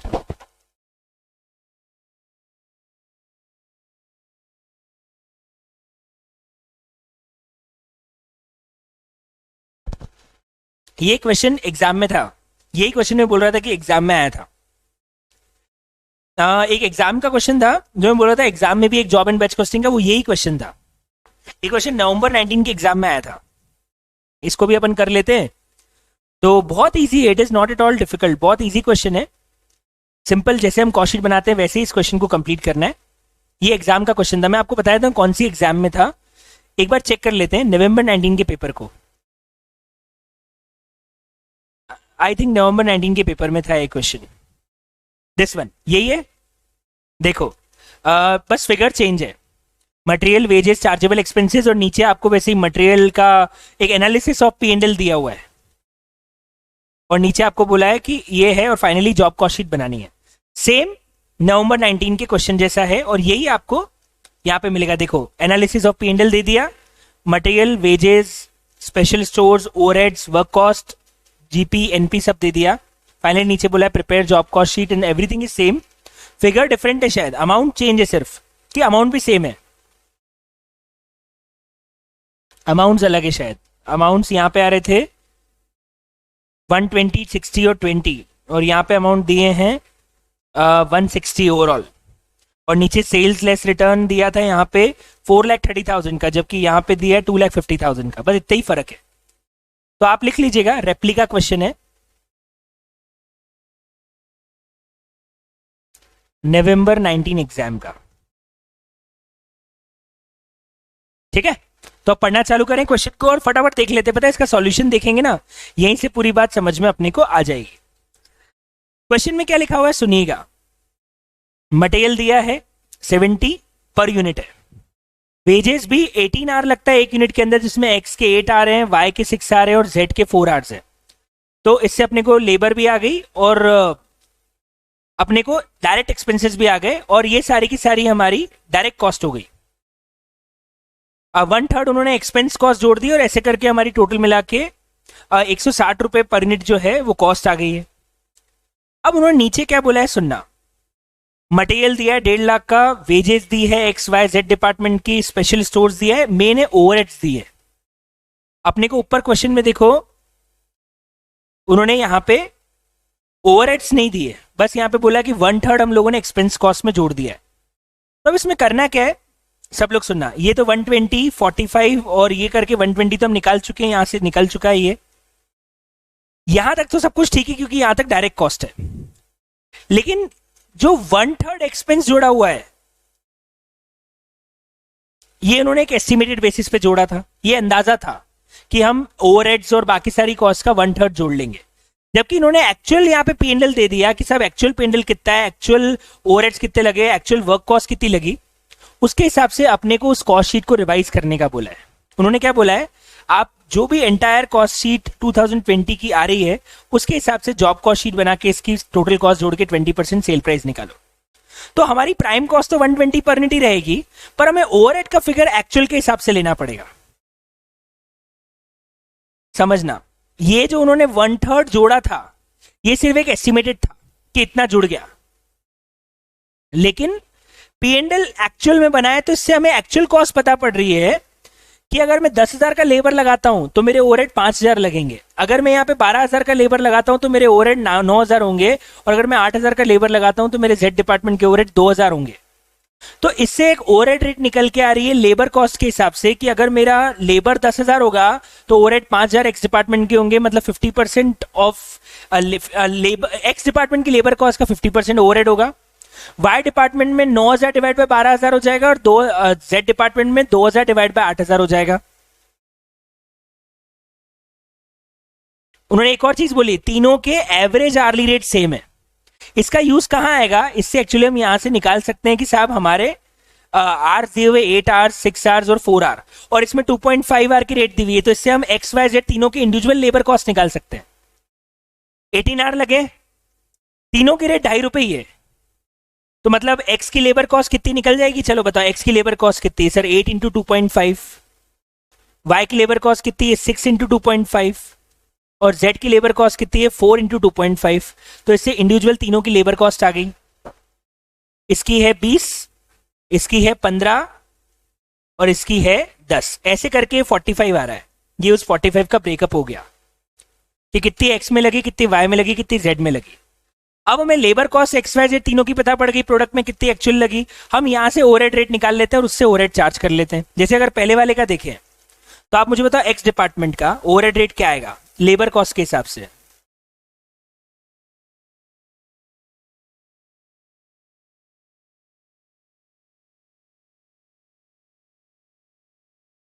$5,000 divided by 10,000, 50% of labour cost. Y department का 9,000 डिवाइडेड बाय लेबर कॉस्ट है 12,000, 75%, और जेड डिपार्टमेंट का 2,000 डिवाइडेड बाय 8,000, 25%।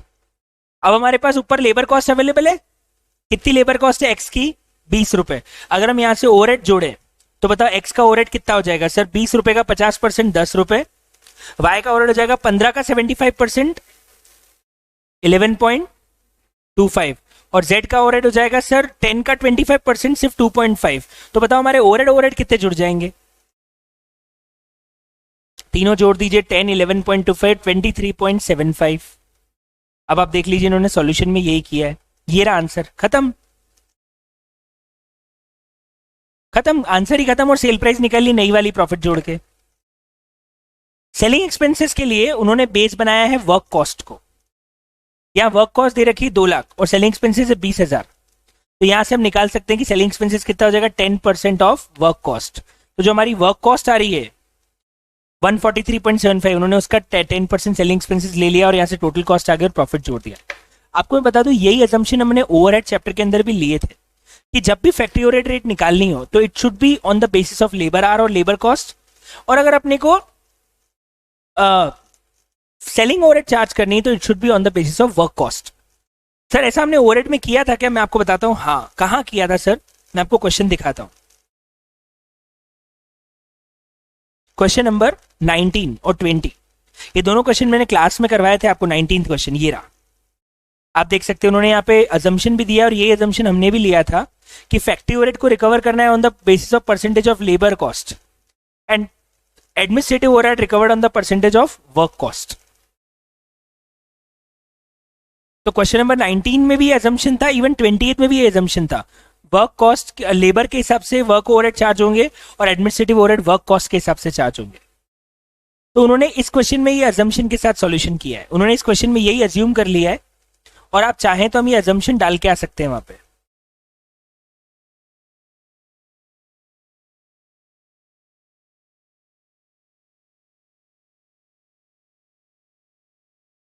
ये अजम्पशन लिख लेते हैं नीचे, इन्होंने मॉड्यूल में तो लिखा नहीं है और हम नीचे अज्यूम कर लेते हैं।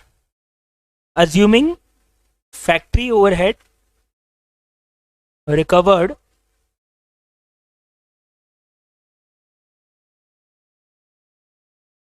on labor cost and selling expenses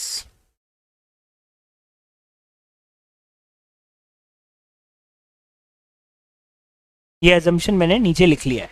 पर ये क्वेश्चन थोड़ा डिफरेंट ऐसा था कि अगर करा नहीं होता तो शायद आप कंफ्यूज हो जाते कि सर ये P&L क्यों दिया है या क्या दिया है। पर अब ये क्वेश्चन बहुत इजी हो गया है कि अपने को बस इससे ओवरहेड रेट कैलकुलेट करके वर्क कॉस्ट से सेलिंग एक्सपेंसेस जोड़ के उससे अपने को फाइनली इसकी कॉस्ट शीट तैयार करनी है। सो दिस इज मॉड्यूल का जॉब एंड बैच कॉस्टिंग का क्वेश्चन नंबर 2। इसके बाद उन्होंने कॉन्ट्रैक्ट कॉस्टिंग दे दिया है। अब पीछे देखते हैं अनसॉल्व, ये तो सब कॉन्ट्रैक्ट कॉस्टिंग है। इसके बाद जॉब और बैच के बाद मॉड्यूल में कॉन्ट्रैक्ट भी है, पर पीछे अनसॉल्व में जाके देखते हैं। एक क्वेश्चन तो है, एक ही क्वेश्चन है जो हमें और करना है बस, question number 1।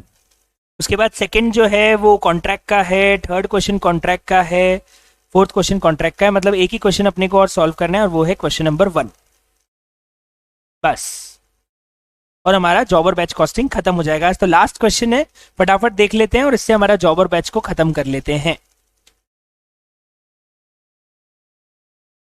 In a factory following the job costing and extract from WIP as on 31 December was prepared.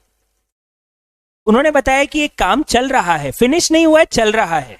कौन कौन सी जॉब चल रही है, क्योंकि यहां वर्क यूज हुआ है WIP, मतलब कोई काम इन प्रोसेस में है। ठीक है, 115, 118 और 120 नंबर की जॉब चल रही है। उसमें अभी तक मटेरियल इतना लग चुका है, लेबर इतना लग चुका है, ओवरहेड इतने लग चुके हैं। इससे हम ये देख सकते हैं कि अभी तक इस जॉब में कितनी कितनी कॉस्ट और लग चुकी है। चलो आप मुझे तीनों का टोटल करके बताओ कि अभी तक इसकी टोटल कॉस्ट कितनी अभी तक लग चुकी है। 115 में 1325 प्लस 800 का लेबर प्लस 640 के ओवरहेड्स। लेबर आर मत जोड़ देना, 1325 प्लस 800 प्लस 640 कितनी कॉस्ट लग चुकी है, 2765। ऐसा कैसे सेकंड वाले का निकाले, 810 प्लस 500 प्लस 400 ये आ जाएगा 900, 1710। और थर्ड वाले का 765 प्लस 475 प्लस 380 1620। ये तीनों जॉब में अभी तक कॉस्ट लग चुकी है, ओपनिंग कॉस्ट हो गई। ये तो था सितंबर तक की कॉस्ट, इसमें इस WIP में सितंबर तक की कॉस्ट इतनी लग चुकी है। अब अक्टूबर में मटेरियल कितना कितना कौन कौन सी जॉब में लगा। हमारे पास मेनली 3 जॉब है, 115, 118 और 120। तो 115 में तो कोई मटेरियल लगा ही नहीं, ठीक है। लेकिन 118 में आप देखोगे तो एक तो 425 का मटेरियल लगा और एक 515 का मटेरियल लगा, और 120 में 665 का मटेरियल लगा और 300 का भी लगा। ये 4 लेने हैं। 121 और 124 जॉब तो हमारे लिए काम की है ही नहीं। हमारे लिए काम की 115, 118 और 120। देखते हैं 121, 124 का क्या है। पर अभी तक ये 4 मटेरियल हमको और ऐड करने हैं हमारी जॉब के अंदर। फिर लेबर आर कहाँ कहाँ कितने डिप्लॉय हुए वो भी बताया इस बार के लिए। 115 में हुए हैं शॉप ए के 25, बी के 25, 118 में हुए 90 और 30, और 120 में हुए 75 और 10। 121 में हुए, पर 121 हमारी जॉब काम की है ही नहीं, तो उसको देखना ही नहीं है। ये भी अपने को दे दिया कितने कितने लेबर कॉस्ट लगी है। उन्होंने ये भी बताया इनडायरेक्ट लेबर लगाया 20, 10, machine breakdown, idle time, over time, premium, ऐसे करके ओवरऑल इतने इतने लेबर कॉस्ट लगी है। और हमारी जॉब में कितनी लगी है वो हमने देख ली। अब नीचे एक लाइन काम की लिखी हुई है, shop credit slip was issued in October that material issued under requisition 54 was return back to store as not suitable. एक सेकेंड ऊपर जाके देखो, 54 नंबर का रिक्विजिशन कौन सा था सर, ये वाला। मतलब ये मटेरियल जॉब 118 में यूज तो हुआ, आया लेकिन वापस रिटर्न हो गया, मतलब ये वाला कॉस्ट हमको एक्चुअली जोड़ने की जरूरत है ही नहीं, क्योंकि ये माल वापस रिटर्न हो गया, तो ये कॉस्ट हमारी मटेरियल में जुड़ेगी नहीं, क्योंकि ये वापस माल रिटर्न हो गया। एक तो ये लाइन हमने कवर कर ली। एक और लाइन, एक मटेरियल ट्रांसफर नोट भी बना और जो रिक्विजिशन 55 था वो 118 से हट के 124 में चला गया। 55 वाला रिक्विजिशन कौन सा था? देखो सर, ये वाला माल 118 में आया, पर एक्चुअली ये माल यहां से 121 जॉब में चला गया, मतलब ये माल ट्रांसफर हो गया, तो मेरे लिए ये कॉस्ट भी नहीं जुड़ेगी, क्योंकि ये माल आया इसके लिए था लेकिन किसी और में चला गया। तो 118 में मैं ये 425 की कॉस्ट भी नहीं जोड़ूंगा, तो 300 भी नहीं जोड़ूंगा, 425 भी नहीं जोड़ूंगा, मतलब 118 में एक तो जुड़ेगी 515 की कॉस्ट और 120 में एक जुड़ेगी 665 की कॉस्ट। ठीक है, आगे पढ़ते हैं और क्या लिखा हुआ है। आपको दे रखा है ए के लेबर आर रेट कितने और बी की लेबर आर रेट कितनी। तो अपने को जो ऊपर क्वेश्चन में आर दिए थे ना, ए में कितने आर यूज हुए हैं? 25 और 25, इसमें 90 और 30 और इसमें 75 और 10, और उसकी लेबर आर रेट दे दी 2 रुपए पर आर है। एक और चीज, फैक्ट्री ओवरहेड की रेट वही रहेगी जो सितंबर की थी। सितंबर में ऊपर देखो इन्होंने कितनी लेबर पे कितने ओवरहेड अप्लाई किए, चेक करो। 640 डिवाइड बाय 800 करना, 80। सेकंड वाले का भी 80, थर्ड वाले का भी 80 है, चेक करो तीनों का। 400 डिवाइड बाय 500 भी 80 आ रहा है, 380 डिवाइड बाय, मतलब एक चीज क्लियर हो गई कि सितंबर महीने में फैक्ट्री ओवरहेड रेट कितनी थी? फैक्ट्री ओवरहेड रेट कितनी थी? 80% ऑफ लेबर कॉस्ट। तो इस बार जो लेबर कॉस्ट अपनी आएगी उसका 80% अपन उसमें क्या जोड़ लेंगे? ओवरहेड्स ऐड कर लेंगे। ये सब करने के बाद वो बोल रहे हैं कि आपको कंप्लीटेड जॉब की फैक्ट्री कॉस्ट निकाल ली, उसके बाद उसमें आप 10% जोड़ देना एडमिनिस्ट्रेटिव सेलिंग का और 20% जोड़ देना फाइनली प्रॉफिट का, तो हमारी इनवॉइस प्राइस निकल के आ जाएगी। तो क्वेश्चन अब अपन इसका सॉल्यूशन यही बना लेते हैं। It is not at all difficult, बहुत इजीली क्वेश्चन हो जाएगा। इसका सॉल्यूशन मैं यहीं पे बना देता हूं, 5 मिनट में पूरा क्वेश्चन अच्छे से सॉल्व हो जाएगा। देखिएगा, हमारे पास जॉब कॉस्ट शीट बनानी कौन कौन सी जॉब की है? 3 जॉब्स की। तो फालतू 120 और 124 अपने को फालतू सिर्फ कंफ्यूज करने के लिए दिया है। हमें इन तीनों जॉब की ही कॉस्ट शीट बता के प्राइस निकालनी है। तो हम सबसे पहले ले लेते हैं, एक तो कॉस्ट जॉब है 115, एक है 118 और एक थी 3 थी ना, 115, 118 और 120। सबसे पहले अपन इसमें एक काम करते हैं, ओपनिंग कॉस्ट लेते हैं। कितनी कॉस्ट ऑलरेडी सितंबर महीने में लग चुकी है। तो मटेरियल कॉस्ट, लेबर और ओवरहेड जोड़ लेते हैं, तो अपनी ओपनिंग कॉस्ट आ जाएगी। अपन ने निकाल रखी है ओपनिंग कॉस्ट। मटेरियल है 1325, 800 और 640।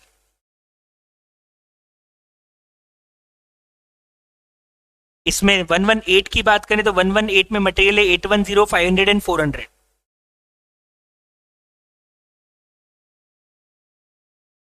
और 120 में बात करें तो हमारे पास मटेरियल है 765, 475 और 380।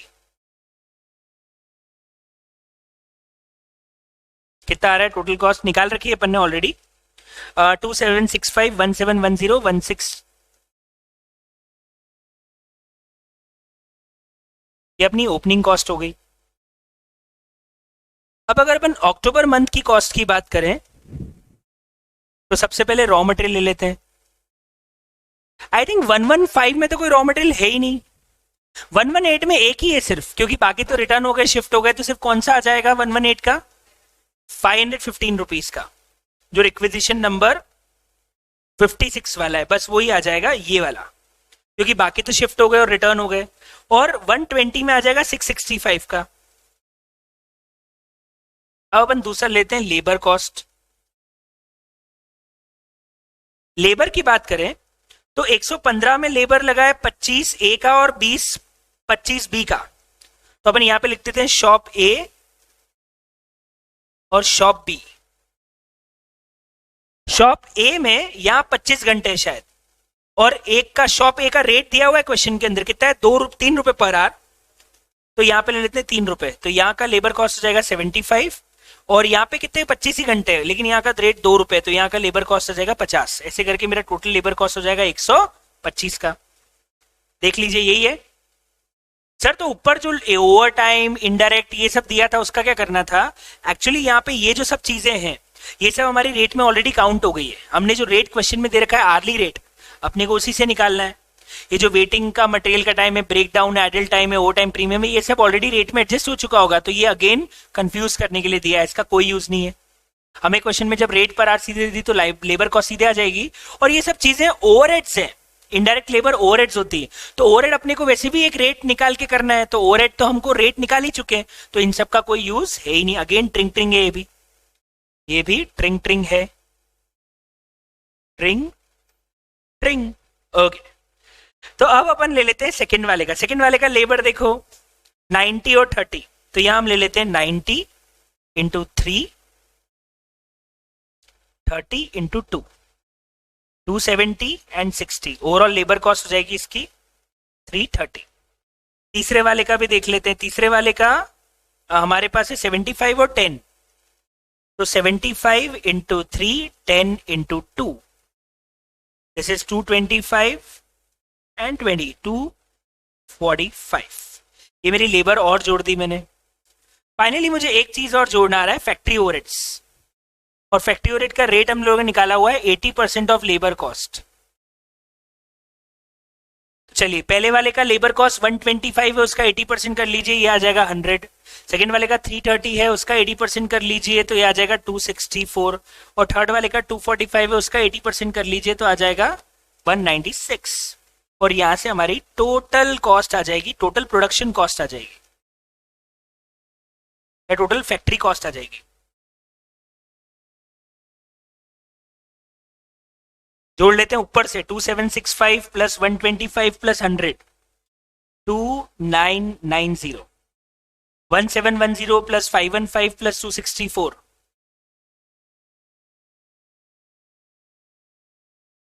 2489। और लास्ट वाले की 1620 प्लस 665 प्लस 245। चार चीजें जुड़ेगी ना, 1710 प्लस 515 प्लस 330 प्लस 264। मेरे को इसका डाउट लग रहा है, इसका आंसर वापस बता, 2819 आएगा। और चौथे वाले में 1620, 665, 245 और 196, 2481 नहीं, अब 2726। फाइनली इसमें जोड़ना है 10% एडमिनिस्ट्रेटिव ओवरहेड्स का। जोड़ लीजिए 10%, 299, 282, 273।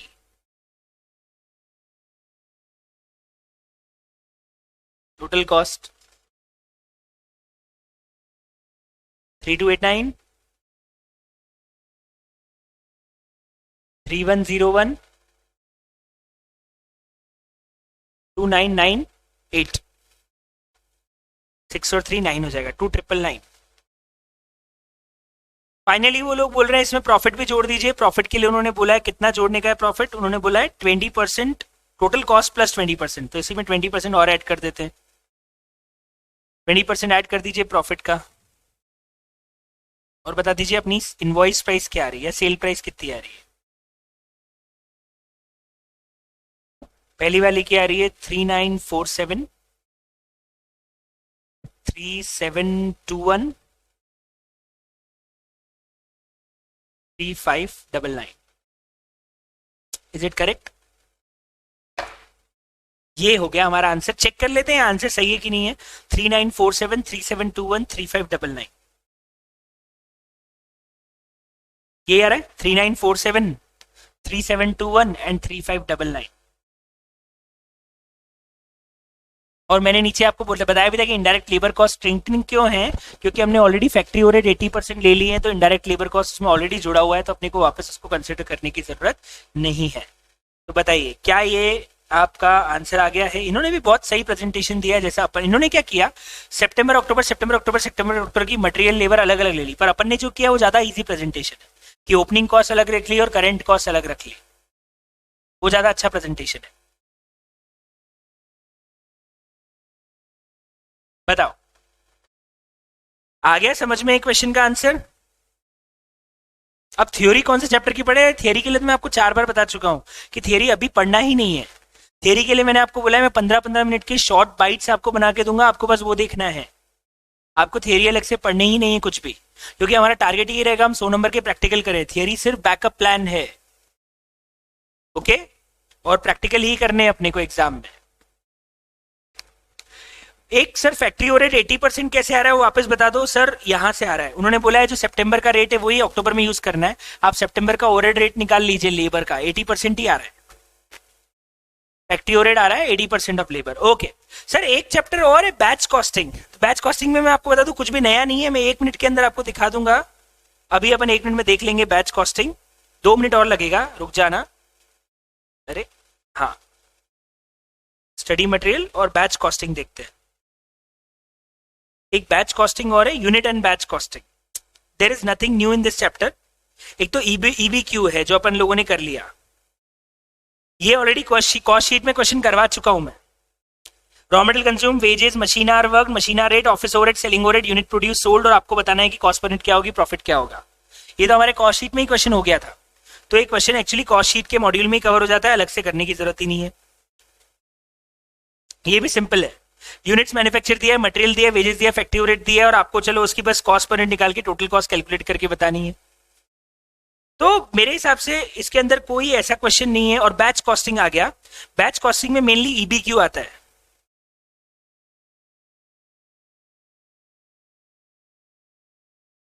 तो कॉस्ट शीट ही है और ईबीक्यू है।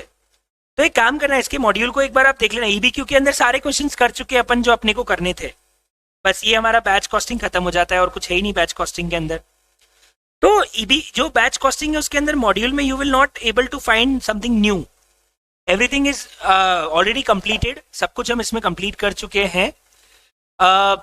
ये हमारा बैच भी कुछ खास, बैच में बोलूंगा मत नहीं भी करोगे तो चलेगा, क्योंकि उसके सारे क्वेश्चंस हम ऑलरेडी कर चुके हैं कहीं ना कहीं कॉस्ट शीट के अंदर, और पास एग्जाम के अंदर जो जो था उसमें हमने सारा कर लिया है। तो बैच कॉस्टिंग भी करने की जरूरत नहीं है। ये जो शीट है ये मैं अभी आपको जस्ट अपलोड कर देता हूं, ओके। और अब एक और चीज बाकी है, एक और चीज बाकी है, मार्जिनल वर्सेस एब्जॉर्प्शन कॉस्टिंग। मैं आपको बता दूं एक टॉपिक हमारे पास और बाकी है 1-1.5 घंटे का, और वो है marginal versus absorption costing. Again it is a part of cost sheet. एक 15 मिनट का टॉपिक और बाकी है, बजट रेशियोज। पर बजट रेशियोज का तो एक 15 मिनट का ही टॉपिक है, तो वो भी हमको कंप्लीट करना है।